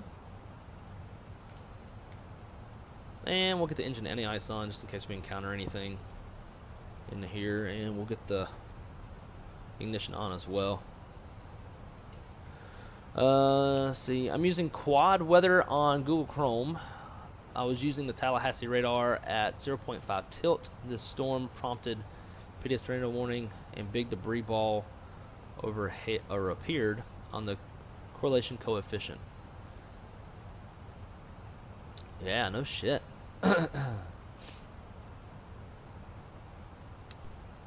Jet Kid, what is up, dude? Sorry, I'm just now getting up to your message. Are you in Guayaquil? Are you in Japan? Are you in Virginia? Are you in JFK? You never know where the hell you're at. It changes by the day. Love a tailwind. Hell yeah. We got a little quartering crosswind right now. I usually don't fill out this info. It reminds me of how unrealistic I am most of the time. Ah, the A gates. Look at that. Shaq already knowing. So Shaq, what time might you go live if you go live?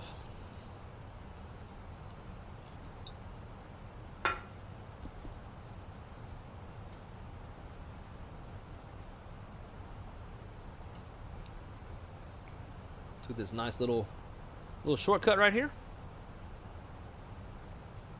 I'm gonna be fucking stoked if we get back on time. Alright. Back out of ignition. Freezing our passengers back there.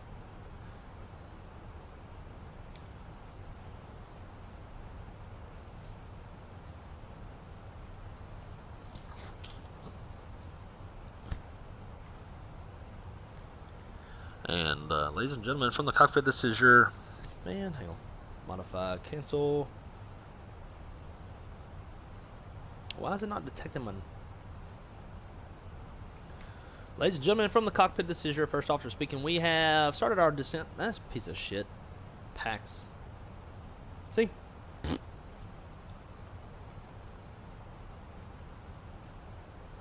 Hey Jim, shut up. I got this, okay? I got this. Shut up.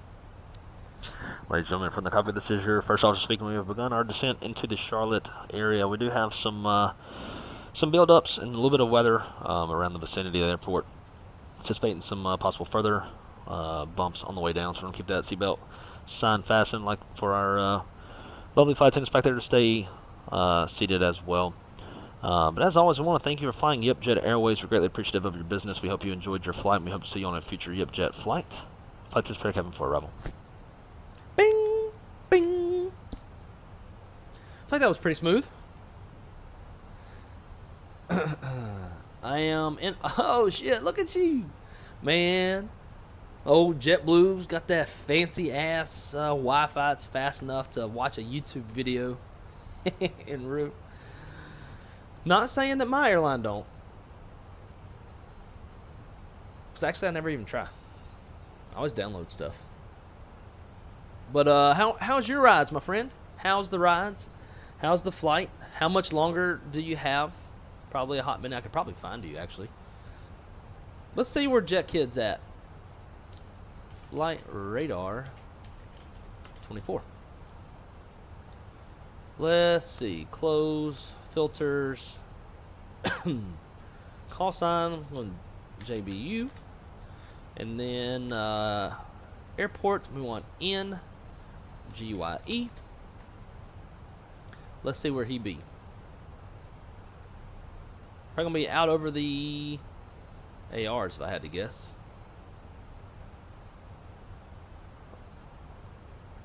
Yep, there he is, right there. Just a beam, Jamaica man. Ah, check that out. Your message popped up as soon as right after I clicked on it. Well, there's where you're at. Obviously, gonna be a few seconds behind by the time you see this. Yeah. So if y'all had an in-flight emergency right now, I'm not sure what the mileage is between your present position and Kingston. But Kingston would probably be your best choice. Or maybe Montego.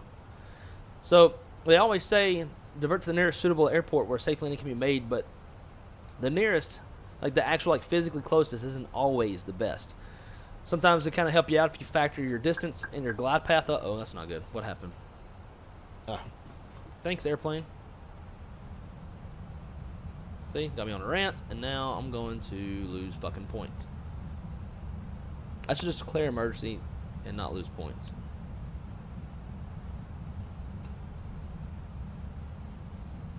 And I need 2994.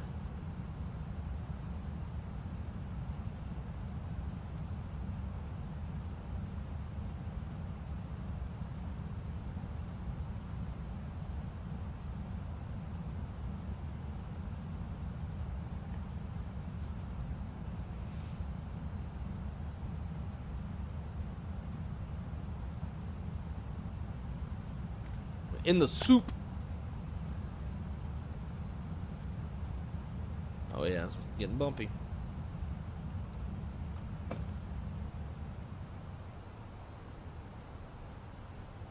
Alright, so now the next thing we have to worry about is our max landing weight. So, because we took such a shortcut, we could be bumping up our max landing weight. Let's see, max is 142.2, and our gross weight right now is 141, so we're good on the landing weight. We're good to proceed.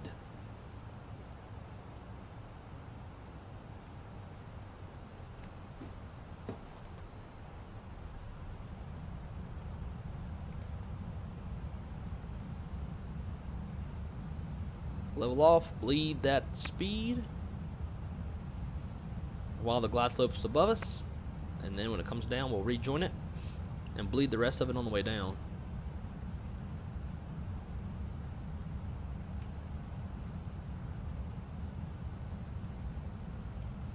Manage descent, thrust idle.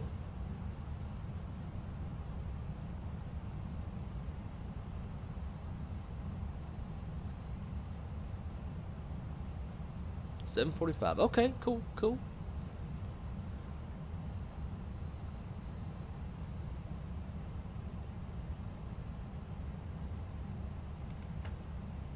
Stir the boards.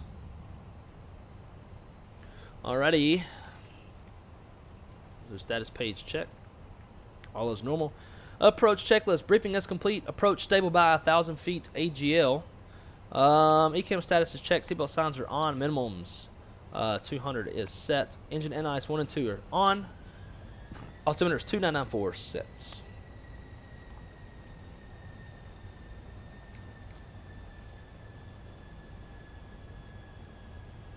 Girlfriend's calling.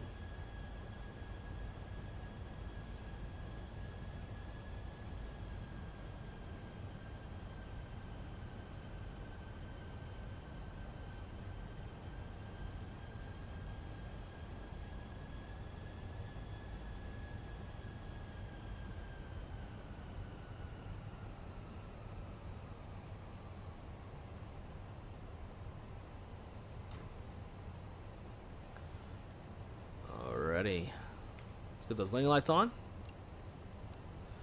Wing lights on.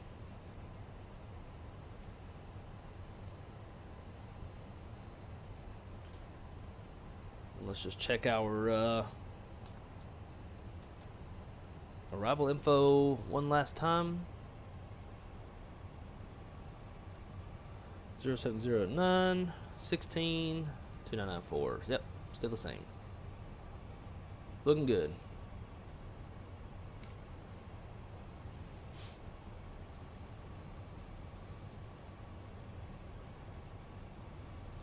So our TAT is 10 degrees. So once we get a little bit lower and it warms up one more degree, we can turn that engine anti-ice off. None of this really seems to be convective based off of the weather radar. Call me Beeper. That's a funny name. So there's All Star. We'll keep it coming down.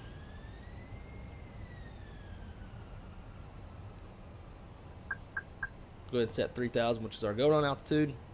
Well, it should be on the ILS before then, so we won't have to adjust it. There's 11. Cool. So let's get that engine anti-ice off.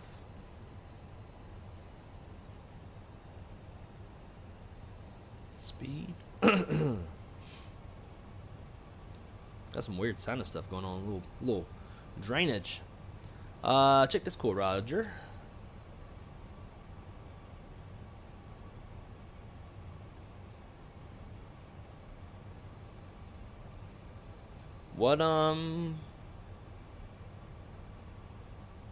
What should I be looking for? 'Cause I don't see anything. I don't have a DM or anything in wrong side.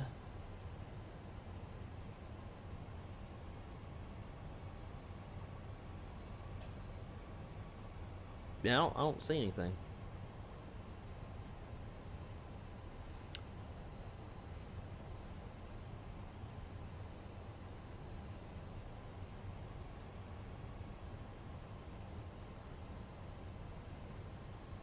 Alright, we'll go ahead and arm the approach. So it's captured the lope, glide slope is armed. We'll go ahead and turn on autopilot number 2. Glide slope. Traffic, traffic. Traffic, traffic. Read all about it. Looks like he's possibly on the approach for 36 left, but no, he's crossing into my area. It's 1,300 feet low. I see him. As long as he's just crossing, I'm okay.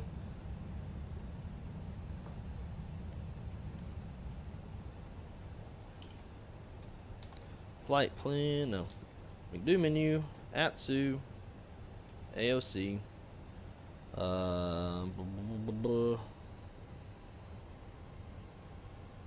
Yeah, I guess can you not get ATIS? I guess you probably can't.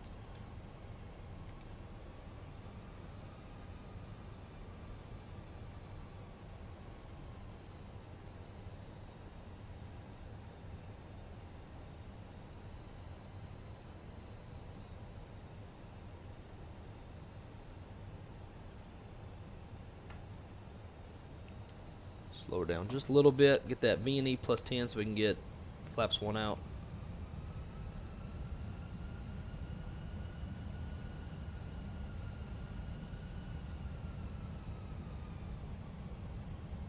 There we go. Flaps 1. Dial it down to 170. Oh, okay, that was not immersion braking at all.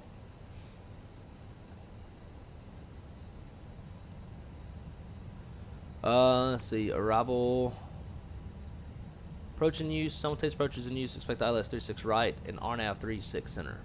So it looks like everybody's going 36 right for the ILS due to the low ceilings. 2,500. 2,500. Again, we got to make sure that we are fully configured and stable by 1,000 feet. That is nasty looking ahead.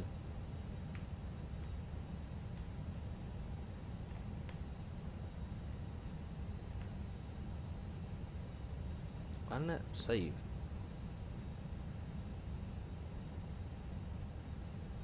This thing's pissing me off. 2,000.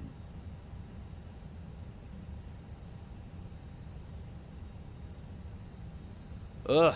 I wanted a screenshot. Dadgummit. Let me focus on flying. Flaps 2.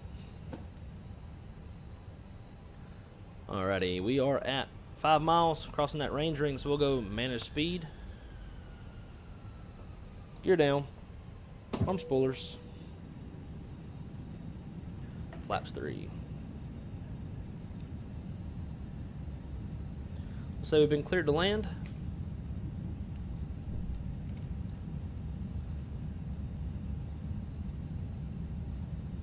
There's V&E plus 10. Flaps full.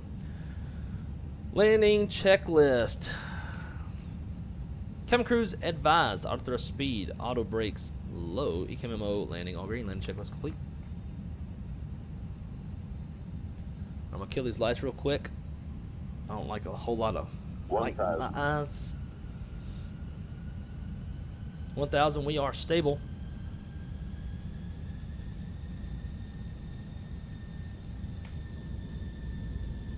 So I'm gonna see some other airplanes over there. Got the runway in sight.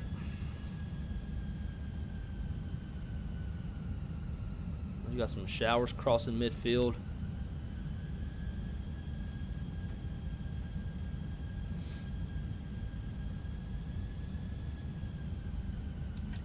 My airplane.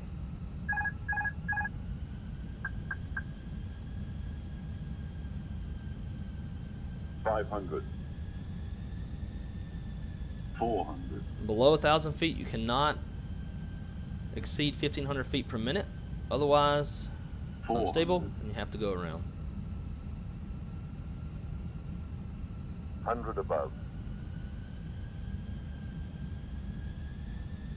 Minimum.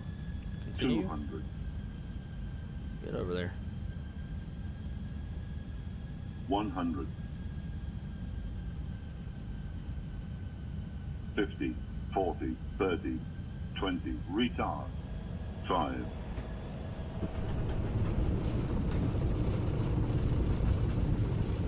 Ugh.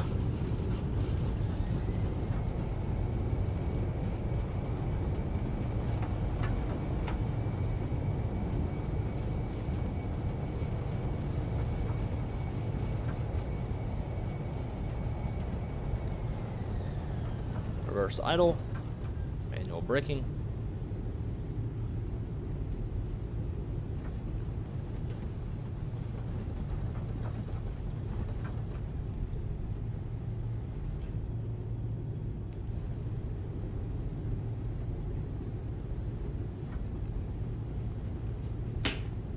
Start the spoilers, or the reversers.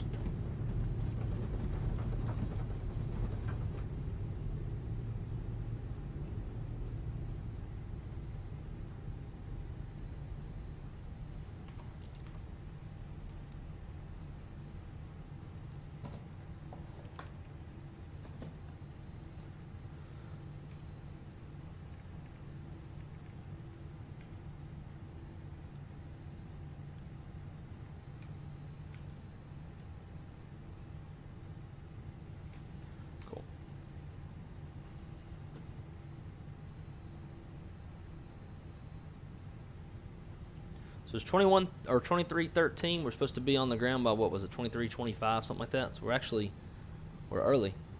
Touchdown at negative 184 feet per minute. On at least that's what Volanta says.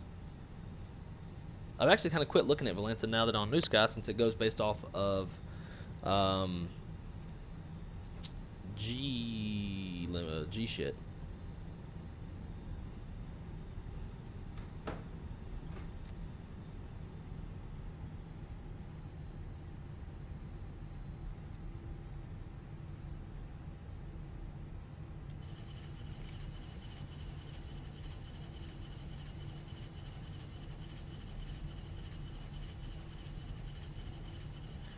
Alright, so we're going to wait for our 3-minute engine cooldown, and while we do that, we'll run through our after landing checklist.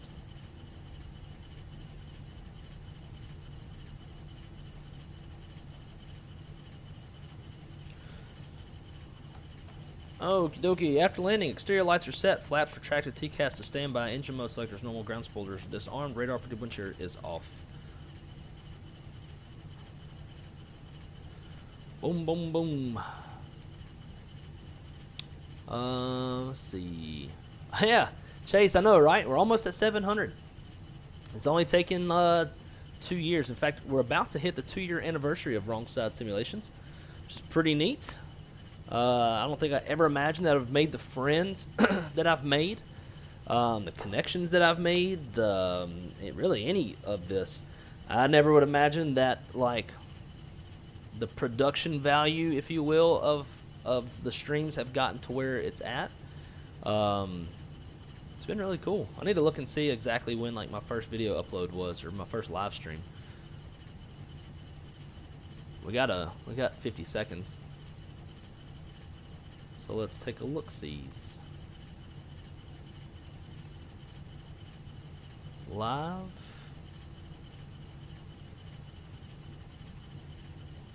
I think we're at like 100. This will be like 152, 153, 153rd stream, something like that. So look at that, like no intro, no nothing. You know, I didn't have any of that shit back then. And this was uploaded May 7th. So May 7th will be 2 years. 2 years. And I had no idea how to work OBS or anything. I may have had an intro by now. Yeah. That was my intro. This little picture. And then we had... Oh yeah, I remember this. This little intro. So all you had back then was the fly-by-wire. Didn't even have like a good way to push the airplane.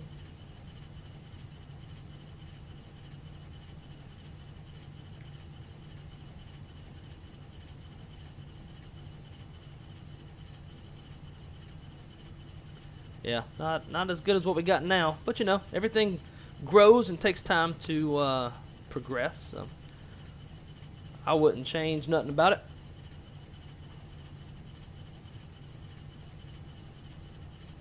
All right, let's. We got 3 minutes. Usually, I would shut down engine 2 to conserve gas, but it's not a smart decision to taxi on one engine when it's wet outside.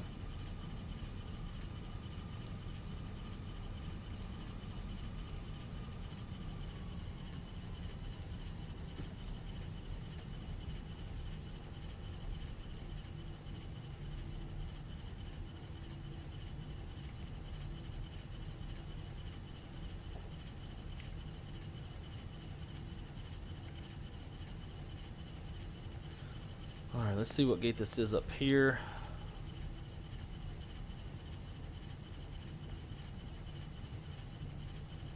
Alpha 25 or 26.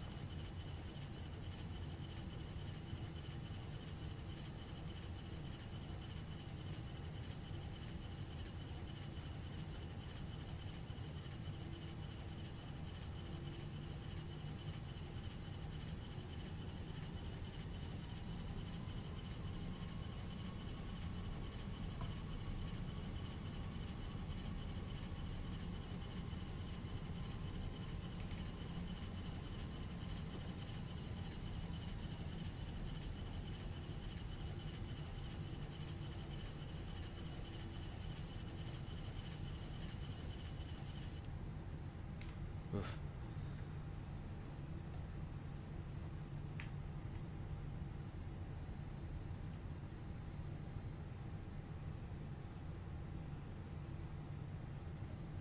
Alright, parking brake set. APU is not on. I forgot to turn it on. So we'll shut down one.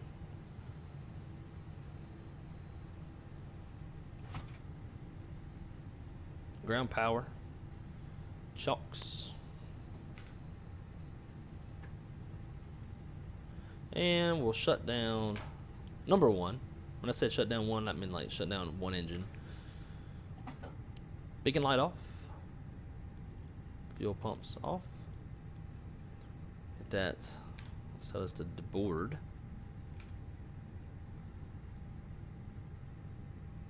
Cool. Now we'll turn the seatbelt sign off. Let the folks do what they need to do. Alright, so if I had to guess, I would imagine this was very far from a perfect 10. But we'll check her out. Before doing so, let's run the parking checklist. Slides, disarmed, engines off, seatbelts off, exterior lights set, ice protections off, fuel pumps off, yellow electrical lamp is off, chalk signal received, parking brake is on. Parking checklist complete. Alrighty, let's close out New Sky. Never forget to close out New Sky. And let's see how we did. I'm kind of nervous about the late departure, although I think we landed early. And landing lights ran a little bit long going up, and my altimeter wasn't set to standard coming down for a little while. So let's see. Wow, we got a 10. 10, 10, 10. They say you're gonna blow a duck calls. 10, 10, 10, 10. Anyways, we made 13 grand. Nice. Revenue was $24,790, but it cost us $11,790 to run the flight. So we profited 13. Full flight, burned 6,500 pounds. Look at our little deviations on the climb out. That's where we set our altimeters a little bit late.